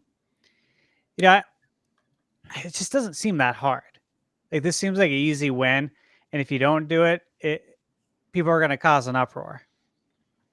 It's going to upset a lot of people. People are going to be confused. Again, the last thing you want to do at launch is confuse the consumer, because we're not the main consumer. You know, Yeah, mine. us, the chat, everyone in the chat, we're not the main consumers. Like we're the hardcore gamers. They need to make sure that the people who are not the hardcore gamers understand this, and that's very simple. Yeah.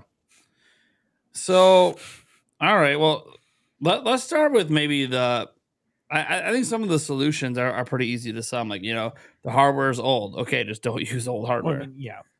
Right? Like use something more modern that's reasonable for the price point. Seems like that's what they're doing, but we don't know, obviously, because nothing's been revealed. Analog triggers obviously just have analog triggers, or just anything to do with their controller. Like just do it better. Hey, let's go with the Hall sensors or something else. Like let's just do it better. Bring the D-pad back, standard. Something like that, or fine. I know some people actually like the split D-pad, and that's fine. And I understand why they did it with the split Joy-Cons. Make the Joy-Cons more ergonomic, stuff like that. So we don't necessarily have to buy. So many people don't feel like they have to buy grips. Some people still will anyways, but at least make it so it doesn't feel like an obligation for some people. Bad launch game lineup. I don't think that's possible. Oh. Hey! We don't need your solutions or positive thinking here. All negativity. We're at the solution stage, Andres. We're at the solution stage. Oh, okay. Well, Obviously, all of the this is launch of the bullshit. bad lineup. Except for analog triggers. I will say there's two things on this entire list that worry me the most. Well, I could argue a third, but I'm not too concerned yet. One is the branding. The other is the launch lineup, which I don't think is going to be a problem. But I actually looked up Nintendo's history of launch lineups, and they've had some pretty bad launch lineups. And that has always seemed to coincide with the system not doing well. Yeah. Now, I'm not saying that it'll be the death of the system. It wasn't the death of the 3DS. It bounced back. But it is something to just kind of pay attention to a little bit. Like if 3D Mario and Mario Kart, let's just say those two games aren't happening. We're not getting those at launch. Right. Oh, shit. It's not Metroid Prime 4, time to buckle up. Metroid Prime, dude. If Metroid Prime 4 has to carry, I would be concerned. Hear me out. I would too. The cross-gen game, I would be concerned. Hear me out. Either Ocarina of Time remake or Twilight Princess 4K.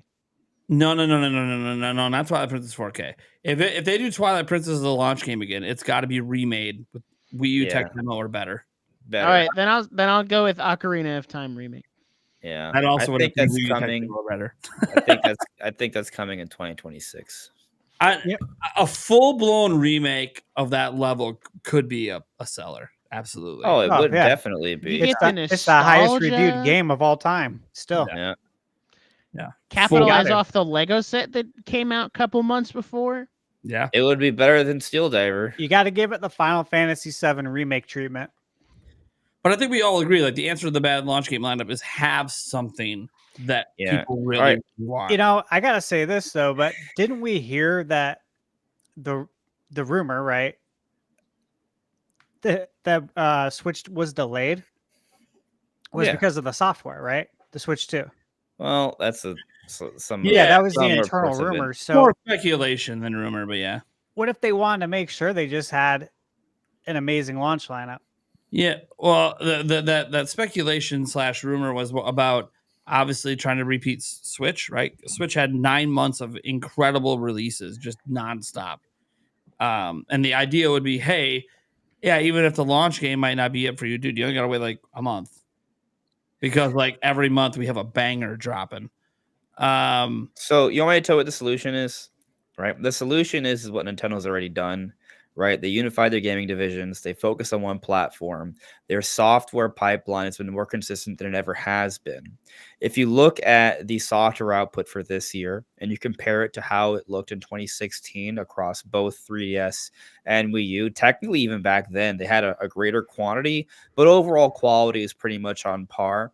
And that was the year before 2017, which is argued to be the best year in Nintendo history, right? And so what we're looking at this year, some people look at the lineup and are like, oh, that's just too good of a lineup to have a good 2025. Well, no, the way this lineup looks is pretty much on par with 2016. It's just on Switch instead of 3DS and Wii U. So I think, I mean, we've seen so many games that Nintendo's been sitting on. Nintendo, I mean, you actually look at the games that are coming out for this holiday. ILCA is supposedly making Mario and Luigi Brothers ship. Grezzo is likely making Echoes of Wisdom. Mario Party is being made by ND Cube. These are Nintendo partners. The big Nintendo studios have been working on things. Monolith Soft, we now know, is taking a break here. If you follow their pattern of release, that suggests they have a game ready for next year. We don't know what the 3D Mario team's been working on for like over half a decade. Same for Mario Kart. They're primed and ready. Metroid Prime 4 is confirmed for next year. Legend Z is confirmed for next year. I think we already know.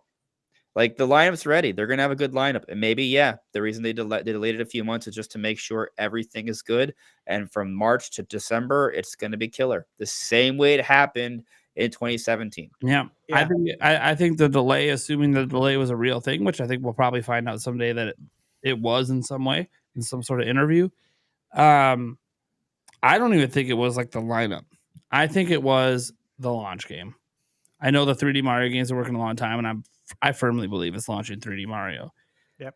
I think there was a snag that happened, and they said, you know what? Let's push it 3 months. Let's push it 3-4 months.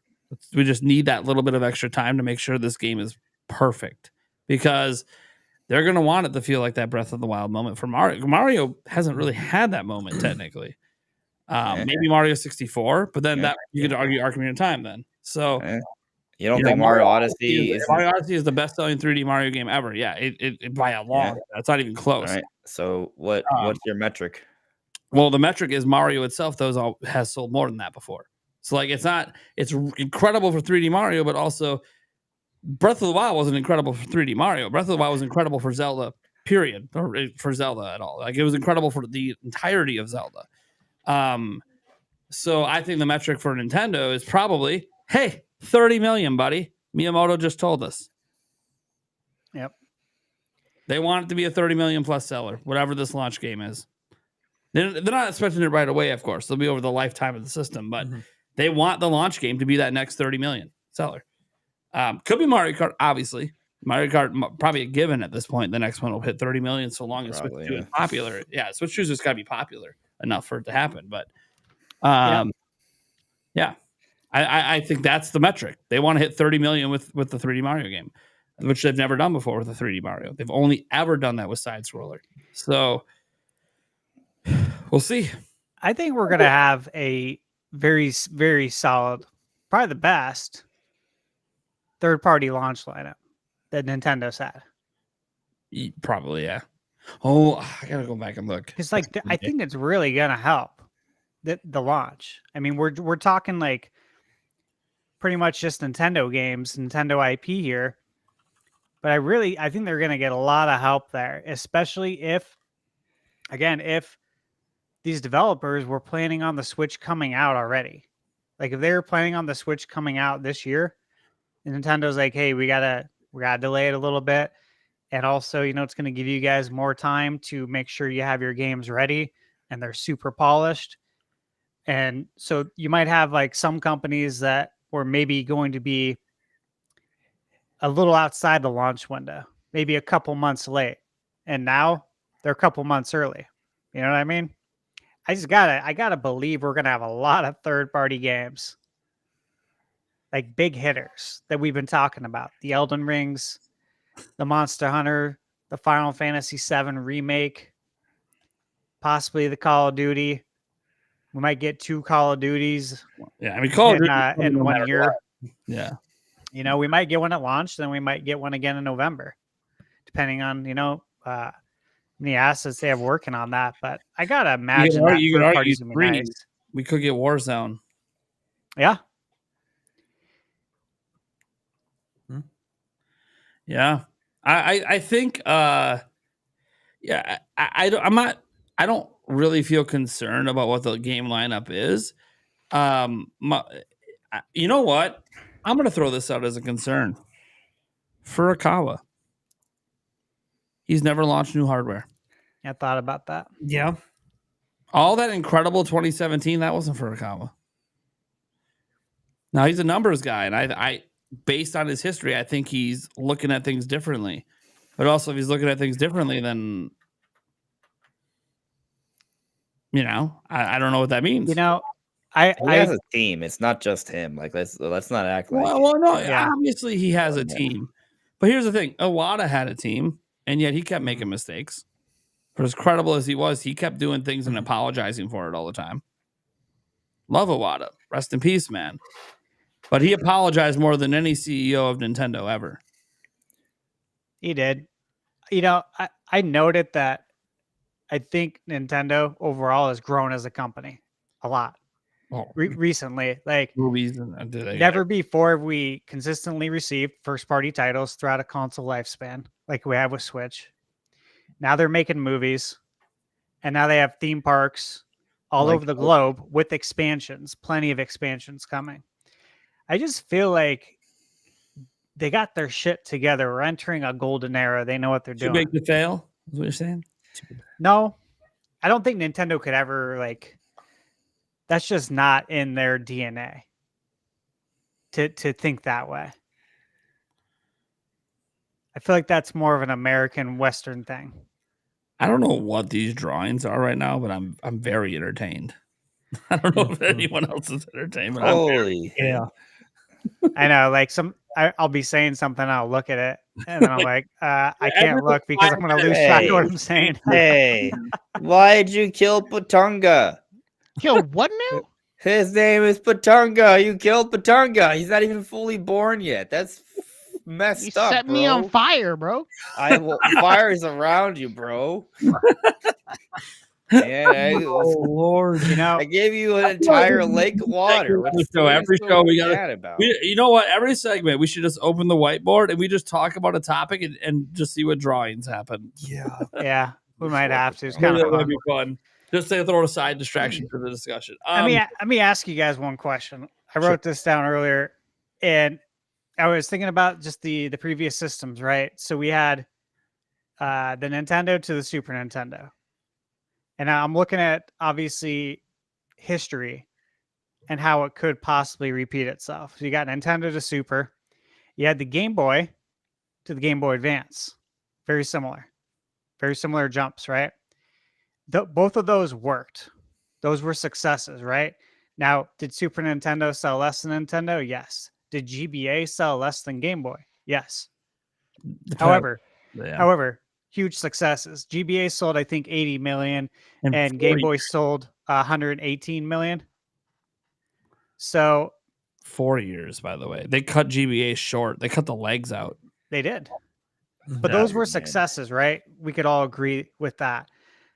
Now, DS to 3DS, if you look at the sales numbers, right? That's not what we want, right? Yeah. And then you look at the Wii to Wii U. You just get technical. 3DS, this is just a fact. Don't get mad, people. It is the worst selling Nintendo handheld. How dare you say that, even though it's true? A fact. What we don't want is Switch 2 to be the worst selling home console ever because that's lower than 13 million. That's bad. Yeah. So they had 2 examples from consoles, and they have 2 portable examples to go off of, like 2 transitions to go off of in different eras and this is a hybrid console. So you'd think you'd be able to look at the historical data, look at the marketing you did, figure out what worked, what didn't, what were people confused on, Got it. and get this all to go together, right? This is how we fix the branding, right? So branding's a concern, which absolutely Nintendo does not nail the branding every time. But what did we just say? They nailed it with Super. They nailed it with Advance. It's the Super Nintendo Switch Advanced. Mhm. No, that's a really bad brand name, by the way. Too many words. Too many words. I really like the 2-word moniker. Like, I wouldn't even mind if, let's say it's still a Switch family device, which is what we pretty much all assume. It's not like Nintendo to ever do it, but what if they dropped the Nintendo part of that and then just said it's Switch blank? Switch 2. Well, that's what I think it should be, but Nintendo's never technically done that. I don't think they do Super Switch, do you? No. No, I don't think they freaking will. know. I mean, you don't know with I doubt Nintendo, it, but you just never freaking know. I don't think they'll do Exactly. Because people are going to be like, Maybe- well, how super is it? Super enough to buy it, or am I good with my original Switch? it. Like, for the general consumer, I don't know that it's a great brand. Hardcore fans would love it. Of course. You know, they'd also love Nintendo Switch Advance. Like, yeah, okay, you hardcore. Us, this audience is watching. That sounds amazing. But like, I'm thinking of like Yulia, who's more of a general player, my fiance, or my kids and other people that like don't care about that history aspect. I don't know that works. That's why like Switch 2, I know it's plain, guys. I think we got to. It's so plain, it's boring. But there's a reason everyone else in the tech industry uses numbers, because it works and people understand it and they've been trained to understand it. They have. I think we have to do Switch too. And here's the thing, Nintendo, I don't think you're ever going back to 2 systems. So if you're just going to keep having a hybrid for the foreseeable future, then you're lining up this branding for future Switches. Man, I just want to point out that the fire was magically going around the turtle. It wasn't actually hitting the turtle. And you can get away with a number. You can keep it Nintendo Switch with a number. You can do that. Yep. Oh, come on. I didn't I agree. cover. Why would you cover my fire, bro? I think you got to make it crystal clear of what it is. Yeah. Make it simple. Don't try to be cute here and come up with some cute name. Just call it the Switch 2. You got to play Super Mario Journey exclusively on Nintendo Switch 2. That's the ad. Everyone just knows, oh shit, there's a new Switch. Mm-hmm. I got to go get that. Yeah. Like, for example, don't do what Xbox has done. Oh my I know. God. Like, that's a prime example of fumbling the bag right there with the Xbox. You had the Xbox, then you had the 360, and then what? You go backwards to the one. That was, it's gonna be 720. No, Yeah, that's what we one. thought. What the? I still remember when the Xbox One was selling better than the Xbox Series because people thought the Xbox One was the Xbox Series. Exactly. I thought the Xbox One, because they went from like Xbox One to No. One S to One X. No, that was to the then thing. the Series. People to then thought Series X. people were buying Xbox One X's instead of Series X's, thinking it was the same thing. And the funny thing is, everything was cross generation. So who the fuck would know? You still play the same game. Exactly. Mhm. So the prime example right there, though, like they're right across the way from Nintendo of America. They're down the street, Microsoft. Yeah. Prime example of what not to do. You know what I mean? Like Mhm. they have their own mishaps within the company where they messed up the marketing and the naming. Yeah. You just saw Microsoft do it. It is confusing to the everyday consumer, and it is actually confusing, I think, to some gamers for sure. And Like, I always casual think gamers that, are like, confused. I've never understood this about Nintendo, why they didn't just look in their own country and go, hey, Sony figured this out like 20 plus years ago. Use numbers and people know, and you'll sell 100 million every time because people just know it's the next PlayStation. Exactly. Now I get, because Nintendo's different. They've done in some wonky directions and done different things. I understand they want the brand to represent the thing, and I get that Switch is technically that as well. Switch represents what it does. It switches from TV to handheld to tabletop mode, and that's fine. But I also think for the first time in Nintendo's history, they have a concept for a console that I don't think is going to feel dated for a long time. DS felt dated when smartphones came out. Okay, the whole touchscreen thing using a stylus, smartphones kind of came in and be like, okay, there's better ways to do this, and now it's something that's in my pocket all the time.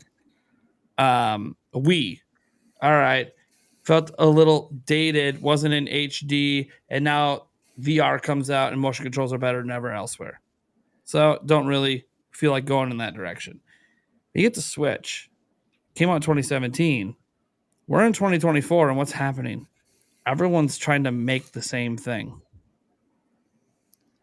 They're trying to do what Switch is doing, which means the concept isn't old. We're in year 8, and Nintendo's selling more systems than they've ever sold in year 8 ever. Yeah, because people love the concept. They're just ready for a new one. Like they've hit the market saturation. It's time for another. So this is the time to go with numbers if Nintendo's ever had a time. Could you see Nintendo being cute and going with, and this is, I mean, cute's not the right word, but Bold. going with Switch 2, but instead of calling it Switch 2, they use the Japanese word for 2. What is the Japanese word for 2? It's like knee or something like that. And oh no, Oh, please. Switch knee? No, Here's the thing. please Eric, no. Eric, yes, I could see them doing it, but no, please. Because No. 3 would be San. Michael Scott, no, God, Yeah. no, Yeah. just no, please. The Switch Ichi Nissan. What if they spelled it TOO? Like, look Yeah. who's talking to. Yeah, right. It'd be interesting. Yeah. I'm sure no one in chat even knows what that movie is. So Right. I think it's only 2 things left on here. We haven't really talked about the money. Yeah. I mean, the solution is just don't sell it for too much. Yeah. $399. $400 is your cap there. Yeah, I don't think you can Yeah, go higher right. than 400. I mean, I think unless 400 is they blow it out of the water. I mean, if Nintendo hits But- 300, it's fucking Yeah. great. yeah, it's not gonna happen. Yeah, I don't think so either. Switch OLED right now is $350. Yeah, I think minimum. I mean, look, I think 350 is the minimum. Like it would be just as high as their current one, but Yeah, Yeah. probably 400. I don't think they can. I don't think they can go higher. 400 would probably still feel like a steal. did you cover the branding already? I was just distracted. Yeah, by we were. That's what we were literally talking about the last like 20 minutes. Yeah. I mean, I was think- listening, but I I don't think know 400. 400. That's So- the sweet spot. What if they don't do Switch 2? Is there any other kind of branding that could work?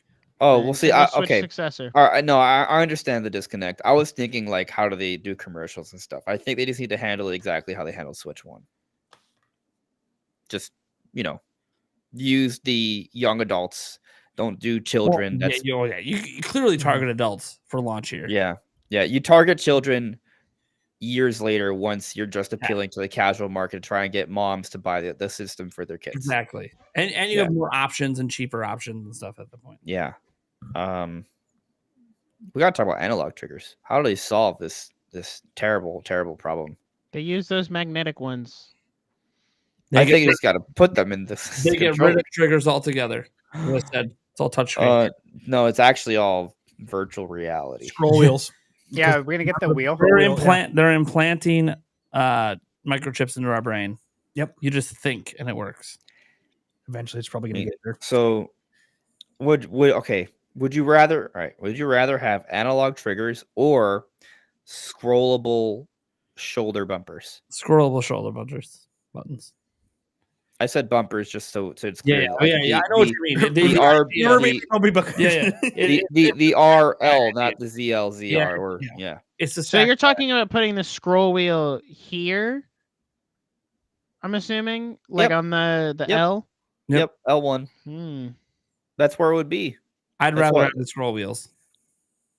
That's where I always imagined it to be. At It least. adds a new and Sakurai's drawings. That's where it was. That's Yeah. a pitch into Like Nintendo. it was to basically change the Z button. The right? crazy thing is, like, that original concept came up with that, weird airport thing. And then all of a sudden, years later, Sakurai's like, oh, yeah, I've been pitching this idea for years to Nintendo. It's like, what the fuck? So Yeah. that was a real thing. I don't know if they ever prototyped it, but he's been pitching it. It's crazy. I'd rather have the scroll wheels because I think that it adds a new way to play, Bro. and new functionality to games. That Breath of the Wild remaster that I don't want to believe Oh, exists. dude, inventory selection would be so sick. Yeah. Oh man, Yeah. it'd be so smooth. Like that's Yeah. one thing. Like I use the scroll wheel on my mouse when I'm gaming. All that, it is so nice. Like I'm like, God, if that was on a controller, that would be so sick. Or imagine you use it for like a quick 180. Yeah. There's so many ways you could use it. As long Yeah. as Nintendo lets you map everything like they let you do on, to customize your controls. Yeah. Like they do. Yeah. Oh man. And that would be a good way to add in a gimmick without doing anything too crazy. Yeah. Well, it would still be pressed in for a button. Yeah. Yeah. It's not like that goes away. So Haptics would be nice, yeah. Oh, dude, if they can get the PS5 haptics, that'd be. bro. If I they need could give us the tech in the PS5 controller, that would be huge. With All the of it, scroll, by the way, with the trigger, scroll wheel buttons. And the scroll wheel button, Yeah. triggers, and even like the rumble motors. I understand maybe in a Joy-Con they can't quite get that kind of rumble. Oh man. The force feedback analog sticks would be neat. Oh yes, they would. Yeah.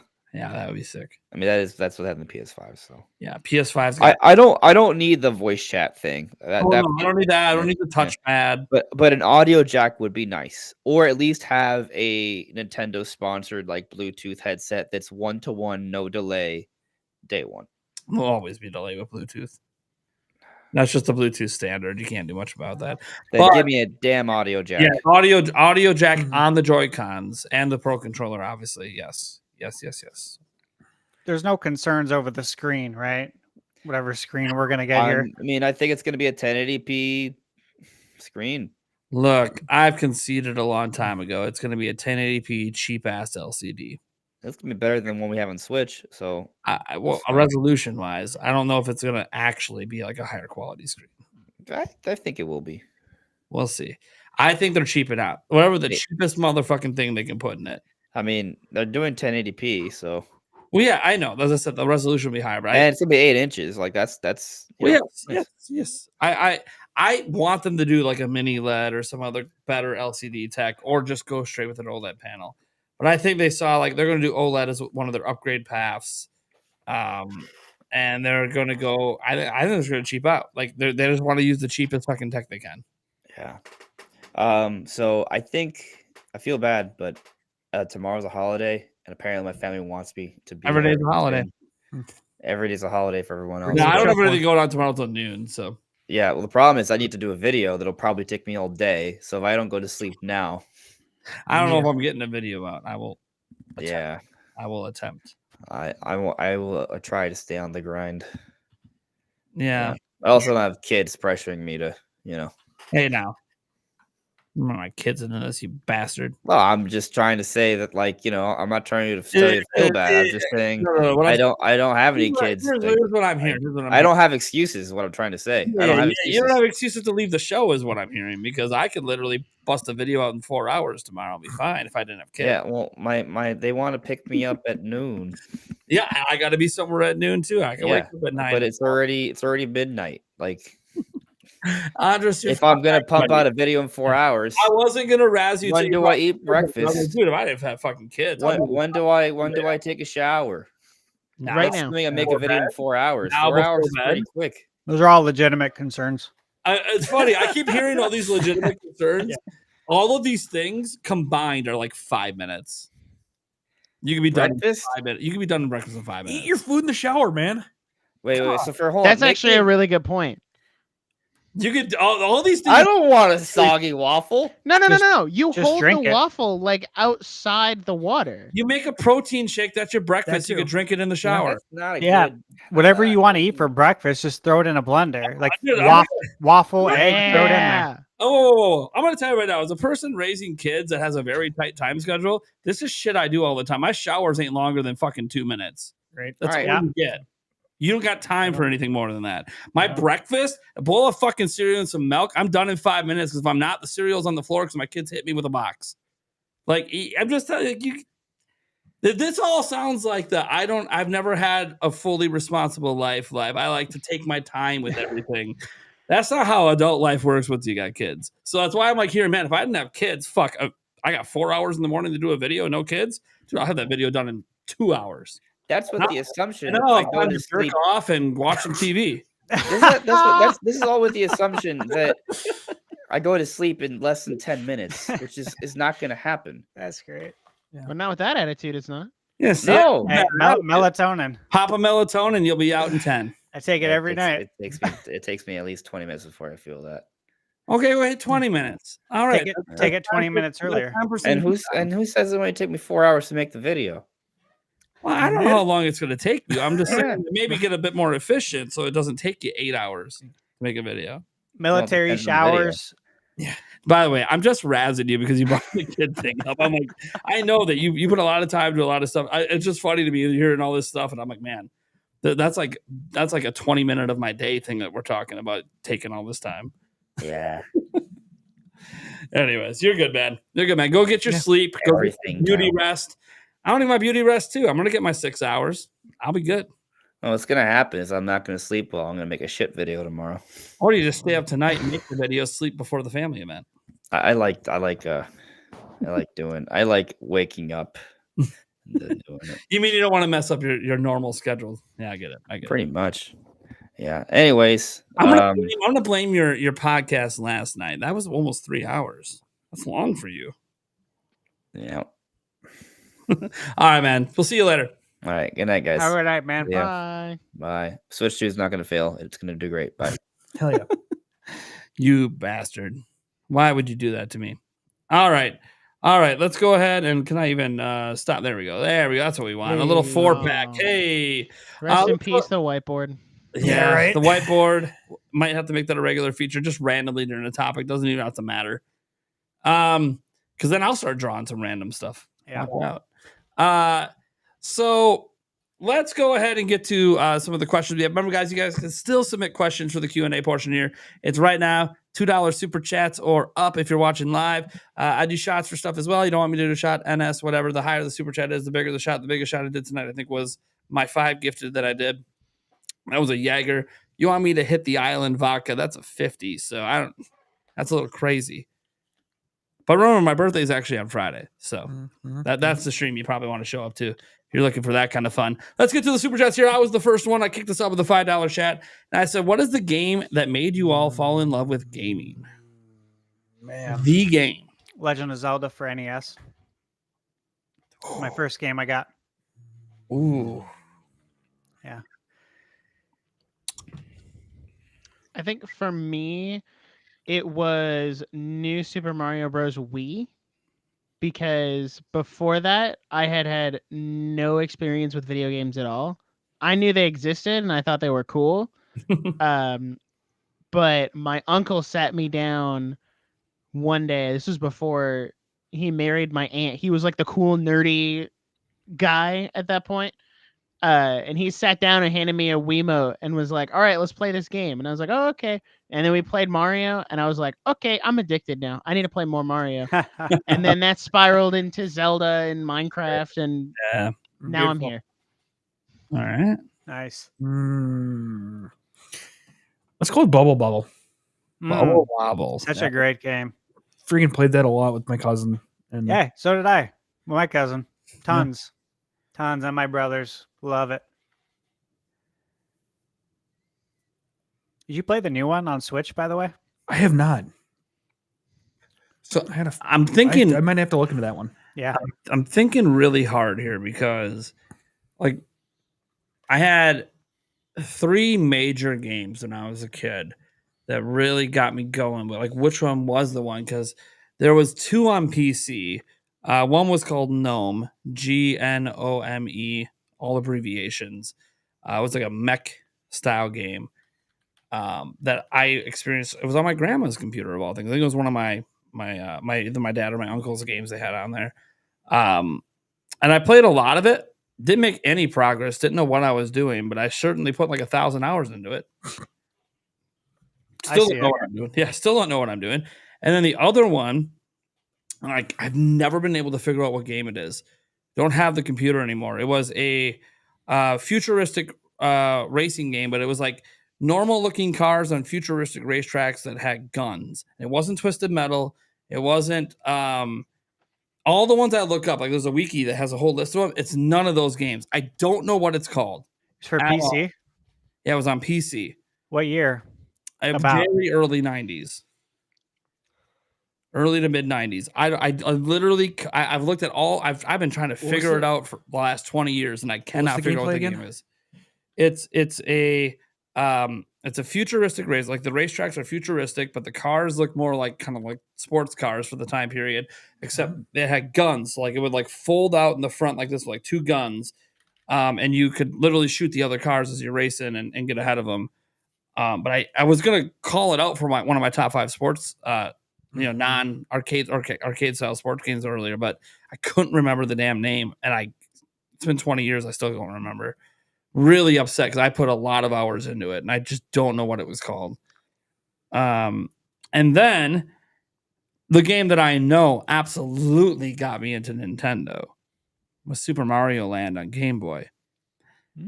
I got a Game Boy. God, I can't remember. It was like a third-hand Game Boy, early 90s that was beat to hell, and the screen was, I don't even know how the hell I could see what I was doing. But I got Super Mario Land with it. Still today, the game I put the most hours in Mario-wise. I must have beat that game like 17 times. I couldn't get enough of Super Mario. I had no idea there was other Mario games, by the way. And then that just led to me starting to play some of my dad's NES library, and then he got a SNES, and then I played his SNES library, and it just kind of all went from there. But that was what got me into Nintendo, with Super Mario Land. But that racing game is actually probably the game that got me into gaming, and I just cannot. I'm bothered by this for you. Like I want to know what this game is. Yeah, I'm like, can we just, Grandma, you kept that old computer around, right? I mean, I'm on the demo of the game. Why not even the full game? I'm on Wikipedia right now, and it's literally a list of vehicular combat games. And you looked at this? Did you go to myabandonware.com? No, I haven't. I didn't go to that one. No, dude. They have games on there that were on those. You guys remember those old CDs that you'd find like in the bins? Yeah, there was like freeware. There'd be like 1,000 games on it, and there like might be like 5 good games on there. It has like all those too, because there were actually a couple good games here and there. Yeah, it makes me mad that I haven't been able to figure it out, because it literally is the game. Like, no, I didn't know what I was doing, but this game was legitimately fun and made me want to play more games. Because after that game and Mario Land got me into more Nintendo stuff. That game got me into trying more PC stuff, which eventually led to Age of Empires and a whole bunch of other stuff. That I even still play PC games to this day because of that. But it really makes me mad, because I played that game before I played Mario Land. Man, it sucks. And no one was just one I remember because they had it and the game sucked. And you guys have heard me talk about Return to Zork a lot. I got into that when I got a little bit older. I was about 8 when I got into that game, because my dad introduced me to it, because he wanted to know what I could do, because he couldn't beat it. And he had, giant notebook stacks of notes for the game. He couldn't ever beat it. So he wanted to see what I could do, as, maybe a younger brain might approach it differently. I did eventually beat it too, but I didn't beat it until I was almost 20. So I played it for like a decade before I beat it. Return to Zork is not an easy game. What's in the cup looks good? Whose cup? Is it this cup? I don't know how that looks good. That's just a jug of water. Well, it could be giant lemonade. I mean, this cup is a beer. It is good. I don't know about anything else's cup. All right.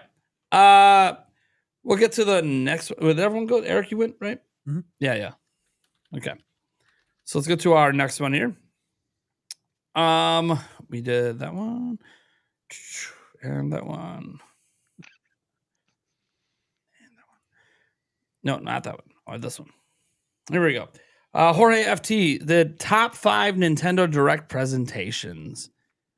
Oh Lord, Eric's like, I'm tapping out on this one.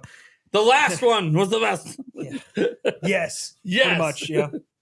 Top 5 Nintendo Direct presentations. And Breath of the Wild one was pretty damn good too. Are we including like partner showcases, I think any game-specific digital directs. I think any digital presentation would probably count. Okay. Nintendo messed with the branding a lot. So anything that's digital presentation onward, so not anything that was live show.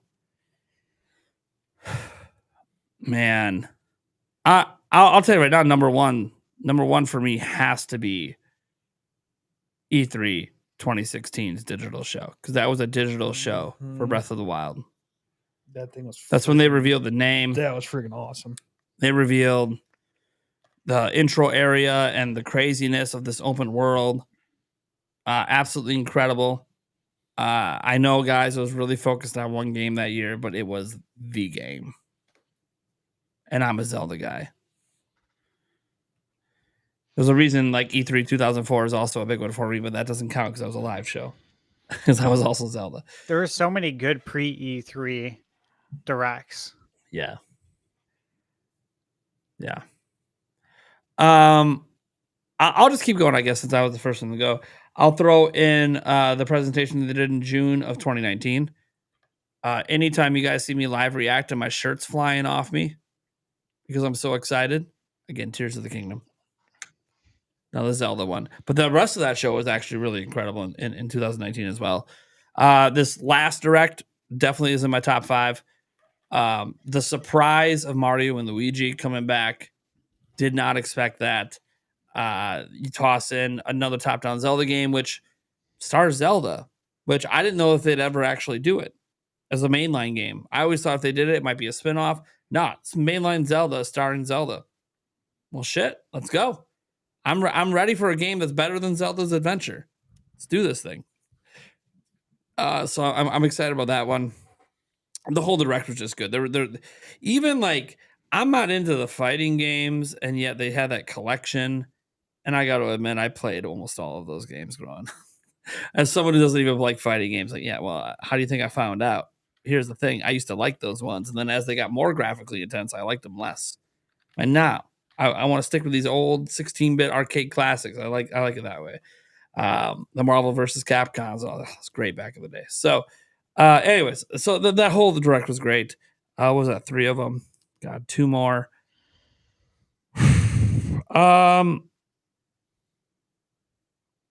No, that was live. I was going to go with the 2017 thing, but that was a live show, so I can't do that one. Let's go with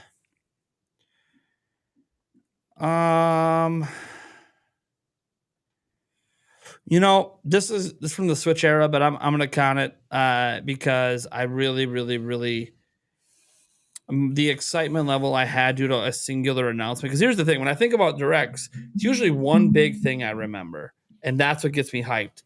The announcement of Banjo for Smash had me jumping out of my chair. The funny thing is, I still don't have Banjo in Smash. I never bought him. But I'm out in the fighting games. It's like I have Smash. I don't even have all the characters unlocked in the base game, let alone all the DLC. But I love that Banjo even got the recognition after all these years. That was what I was so excited about, is that, yes, you're an important enough character to be in Smash Bros. That mattered to me. That mattered greatly to me. Don't forget your shut up, Doug Bowser. We don't shut up, Doug Bowser. That was 2019. That was 2019. Yeah, that was the. I'm still like just beaming over the Tears of the Kingdom reveal, and shut up, Doug Bowser. Nobody wants to hear you, because actually I do want to hear you, but I'm trying to like accept that we just got shown a sequel to Breath of the Wild. Anyways, and then, gosh, the only other one that really comes to mind. This is going to be kind of weird, but the Xenoblade 3 Direct. I still haven't beat Xenoblade 3. I think I'm going to actually get back into it coming up here next month. Maybe even this month I'll dive into it. About halfway through. Well, I guess if you count the DLC, I'm probably even further behind now. But the thing is, I used to not like when Xenoblade was in general directs, because it always felt like they were going for too long. Just going for too long. You're taking up 20 minutes of this direct, it feels like. I want to see other things. I don't watch general directs for 20-minute showcases of each individual game. But for a specific game direct, oh, I want all of it. Make it an hour. Oh, show me everything. And that direct, I wasn't sure I was going to get Xenoblade 3 until that direct. And that direct ironically happened when I was on a cruise ship 2 years ago. And I fell in love with Xenoblade 3. So that's going to be my top 5. No particular order. Maybe the sequel to Breath of the Wild one might be number 1, but that's my top 5. I really had to think about this. I went first because I was like, man, this is a really tough one. And all of mine are fairly recent. Because I used to not have big reactions to directs because I couldn't afford anything in them. Oh, sure. So it was like, oh, I get to watch all these advertisements for games that I will never be able to afford. Yeah, I've been an adult the entire time directs have existed. So these are in no particular order because I just can't rank them. One is definitely June 2019 with the Tears of the Kingdom reveal. I remember I was sitting on Discord with one of my friends. We were watching it together and we thought the direct was over. They had done like Link's Awakening, Luigi's Mansion, Fire Emblem. We're like, oh, that's pretty sick. And then that trailer came up and we were like screaming because we had no clue. Was this DLC? Was it a new game? Was it an animated series? We didn't know. So that was really hype. Yeah. Another one was February 2021. Yeah, because it was the first one back after COVID. Another one where I watched it with friends and we all reacted together, but like Miitopia was big, Pyramithrin Smash, Skyward Sword HD. I literally jumped up and threw my chair back. I was so excited. February 2022, because we got Xenoblade 3, Nintendo Switch Sports, Mario Kart 8 DLC. That was a massive one. And then the last two is September 2022, because we got Xenoblade DLC, but also the title reveal for Tears of the Kingdom. That was huge. And then I think it was February 2023, because that was the last direct that Tears of the Kingdom was in. And they were like, boom, here's voice acting for Ganondorf. Here's all this other stuff, teases for the story. Yeah. And I was like, all right, I'm sold. I'm buckled in. Hell yeah. What a thunder stash. What do you got over there? All right. No specific order. Definitely one of my favorite ones. This one's pretty old. It was June 2013. And this was when, yeah. I know what. Yeah. This was when Nintendo decided for the first time to do a digital only event, which was a huge deal. Mm-hmm. And they brought it. So this was like their first E3 Nintendo Direct without being like they abandoned the whole stage thing. Yeah. But we got Pokemon XY, Super Mario 3D World, Mario Kart 8, Wind Waker HD, and they debuted Smash Brothers for Wii U and 3DS. Wasn't even in development yet. Yeah. I remember and that. They announced Mega Man was joining the roster too. I love the interview with Sakurai like 2 days after, where he's like, yeah, I knew they were announcing it. We haven't even started making it. Like, yeah, that was wild. I'm like, what? That one was very good. How are you going to make this work on 3DS? And I don't even know. There's so many Nintendo Directs too that I can't like fully remember the ones where they had Reggie doing something that was turned into a meme, like the laser eyes. Oh yeah, I mean, look, if we're gonna shout out any of that stuff, I mean, obviously, right. the final direct before Iwata passed away, that was the one that had all the Star Fox references and the puppets. That one was badass. That one was so good. So all those were fun, but what else? June 2019, and you mentioned this one too, right, Nate? The one with Banjo Yeah. Kazooie being added to the roster. That was freaking amazing. And of course, Tears of the Kingdom was announced. But when they showed Banjo, I was like, oh my God, are you kidding me? I was so happy because, you know, it was tough, the breakup with Rare. It really was. Especially knowing that like they didn't do anything with Rare. If you It could just bring out of it it, ceased to exist pretty much. yeah. So that was very cool to see that happen. And it got me thinking immediately, like, oh my God, could we get other stuff coming from Rare over to Nintendo? Are we back?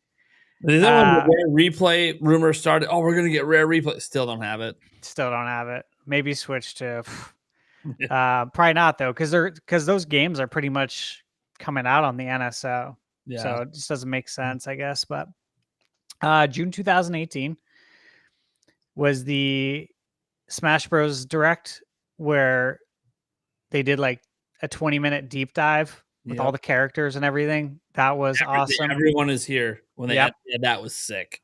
That was sick. That Yeah. was so good. Every prior Smash game, every character's here. You're like, wait, what? Yeah. That was mind blowing. It was really, really cool. I was very hyped for that. And then my last two are actually the last 2 years. And I don't think it's recency bias either, because June 2023, we were all in that period. It's before I even knew you guys, but I knew your channel, Nate. And I went to some other channels too, and just everyone was wondering, what is Nintendo doing for the second half? Remember, there was like nothing scheduled. Yeah. We're still wondering, like, it's been 6 years. I mean, are we gonna get Switch 2 maybe in the second half? We just didn't know what was gonna go down. Sure. And then they dropped all the games they did. It was like Pikmin, cool. Super Mario Wonder. I was like, wow, I was not expecting a new 2D Mario that looks this good. And then they announced Super Mario RPG, and I just pretty much shit my pants when they did that. I was like, you gotta be freaking kidding me. I just, one of my all-time favorite games. Truly love Super Mario RPG. So I could not believe that. Mind blowing. And then the last one would be this year. This past June, last month. That was amazing. I didn't think we were going to be getting the games that we're getting now. Like I didn't expect Mario and Luigi to make a comeback like it has. And I think I own all the games physically. I love Mario and Luigi. Bought it on the GBA when it came out. Great series. I know there's probably a lot of people who haven't played it, and they're going to love it. So I'm excited for that. But yeah, I was not expecting to get those games. Not expecting to get a new Zelda. So yeah, a lot of recent ones, if you think about it. Yeah. I mean, for as long as directs have been going on, most of them are here in the Switch era. It's awesome. It's awesome. Yeah. All right. Let's see here. Our next one. Mackerel did 10. The thing is was to something we were talking about earlier. He says, give me the Barista, Rhythm Heaven, Master Chief, Dr. Eggman, 2B, Gino, Impa from Hyrule Warriors, Age of Calamity, Raven Beak, Arthur from Ghouls and Ghosts. Oh, there's a callback. Sea Roulette from Pokemon, and Alucard. All right. And then we just had one come in. I don't know how many of you guys can rate this. Let's see. You want us to rate Steel Diver? Hold on. I think I've played this. I owned it because it was the only thing to buy. Mhm. It's Yeah. like, I bought it. There was nothing. Yo, There I was did play literally- this game. There literally was nothing else to play. Like you were just doing backwards compatibility, or you were playing this game. No, you correct it. I played Black and White 2 on it. Sure, but that's because it was backwards compatible. It wasn't because it. Good old Steel Diver. I only played the demo, so I'm gonna give it 2.5 out of 5. It was all right. From what I remember. That was a long time ago. Steel Diver. Well, I remember being unimpressed as the game that was trying to sell me on the system. I had more fun with Face Raiders. That was for sure. Face Raiders was the bomb, man. Face Raiders and those AR cards were pretty sick too. Yeah. Yeah. That was pretty cool. Way more fun with those than I did Steel Diver. And I feel like I'm being unfair because I don't think Steel Diver was actually a bad game. I think it was how it was positioned. It was positioned to fail. Like it wasn't going to be an impressive game that was going to make you feel like you spent good money. Like the 3D on it, because that was the big thing at launch. Hey, glasses free 3D wasn't impressive at all. Like this could have been a DS game.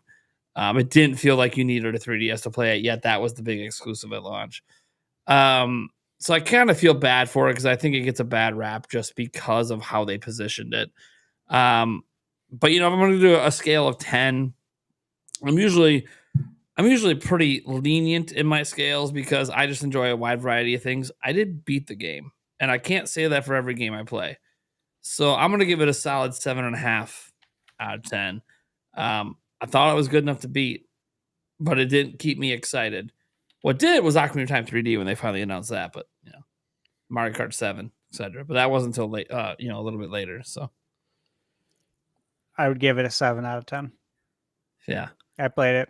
I got it at launch. Yep. I mean, it's not a bad game. It's just It's not. it's not the right game for that Not. situation at all. Exactly. At all. It'd be like launching Switch with Endless Ocean Luminous. Look, good game. You don't launch a system with that. That's just not. Yeah. That's not what you do. There might be like a couple people excited about that, but that's not how you launch a system. Like they would have been discounting Switches in like a month if that was the launch game instead of Breath of the Wild. So, Mm-hmm. oh man, yeah. I see other people like force laugh for the guy who said, "Yeah, I give it a 7." Yeah, it's not a bad game, and I think people sometimes look at 7s as being no. My scale 7's not bad. That's good. 7's good. That's a good game. If it's bad, it's 5 or lower for me. If it's anything above a 5, I think it's a pretty solid game that's worth playing for the right audience.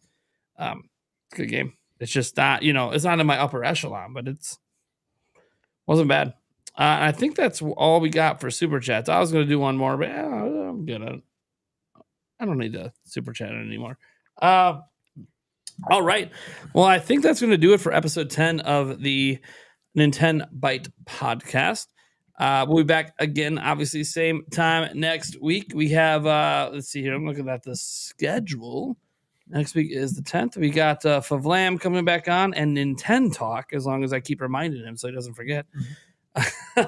They'll be on next week. So that's going to be a good show. Don't know what the topics are. Didn't even know what the topics were for this one until today. So you know what? We play it by ear. We see what happens. And we have a damn good time.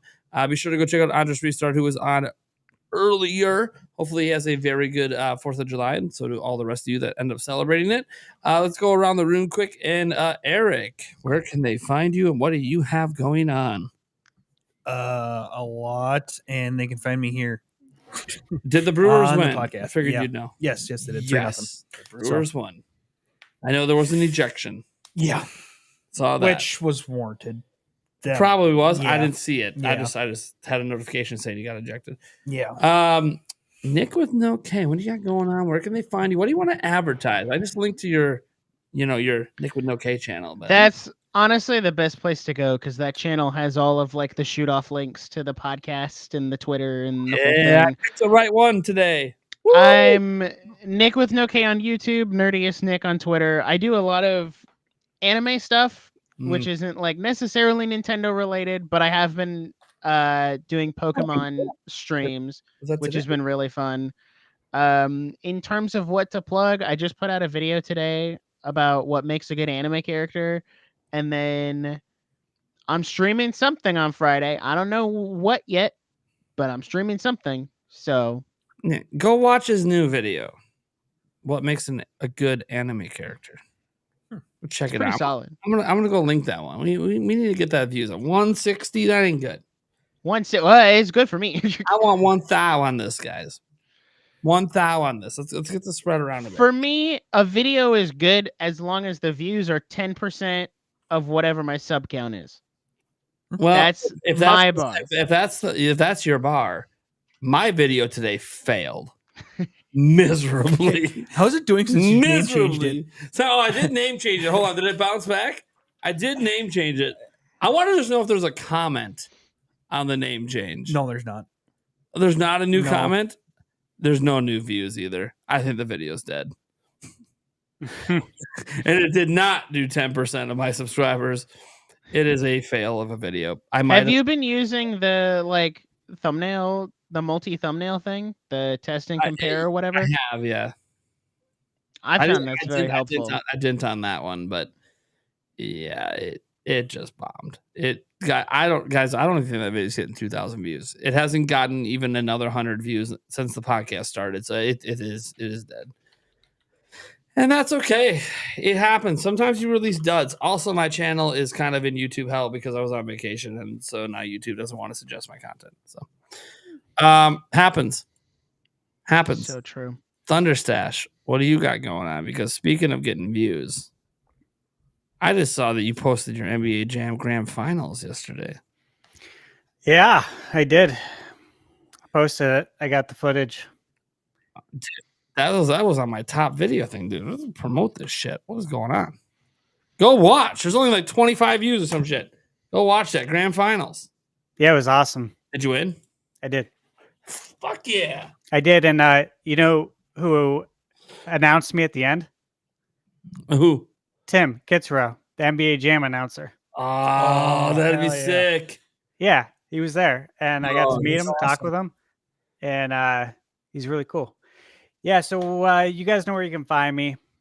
And it's linked in the chat. But Thunderstash Gaming. And I am working on a video for Mike Tyson's Punch-Out, the port for Super Nintendo. I played it. That's why you beat Mike Tyson. Mm-hmm. Yeah. Yep. I played it. I beat it. And I'm going to talk about Tyson. And my God, how hard he is still. Good Lord. I think he's harder on the port. A lot of the characters are. He's harder on the port. Yeah. Ooh. There's a lot of more like random elements to it. And actually was Googling it. I got on Reddit, was into a group.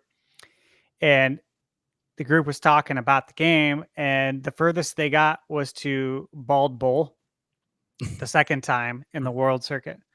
So I was like, okay, like I got 5 characters further and beat the game. So it sounds like people are having a really hard time with this port because of all the random elements to it. So I kind of like set out to make sure I could beat this game. And I wanted to prove to myself that I still have it. Because I was like, I can beat the NES, but I was like, I gotta do this, dude. And I felt pretty beat up, to be honest with you, because I was getting my ass whooped for a while, like a long time. So, yeah, it was nice to beat, but I'm working on that video and then figuring out what the next game is going to be to review. Nice. There's so many to play. I don't even know where to start, man. Yeah, man. If you guys don't know about his channel, he reviews a lot of retro games and some modern stuff as well. He kind of mixes it all in. It's kind of just what he feels like at the moment. You know, like I think his last review was DuckTales. Yeah, that was fun, man. DuckTales rocks. So good still. Yeah, but see, he does do modern as well. You got Paper Mario 1,000 Year Door, which technically is a retro modern, but hey, it all works out there. He even went all the way over to PS5 for Eiyuden Chronicles, although I probably butchered that. I think that's how I say it. I butcher stuff, and people will comment and talk shit to me. Like, hey, man, I don't know what to tell you.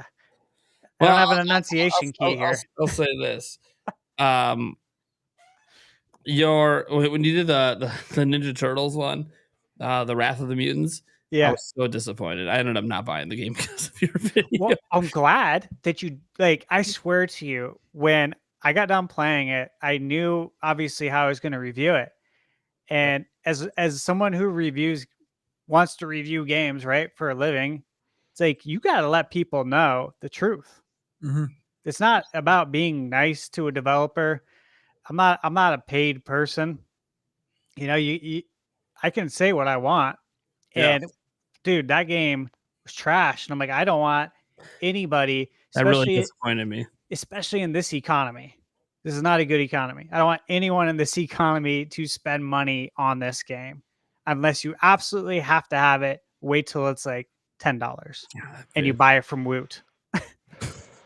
really disappointed me. Yeah. So bad. I don't even know if I buy it for 10 based on what I was seeing in there. I just maybe 5, maybe just because I like turtles, but Exactly. Like that's who it's for. Someone who's willing to spend 5 or 10 just because they like turtles.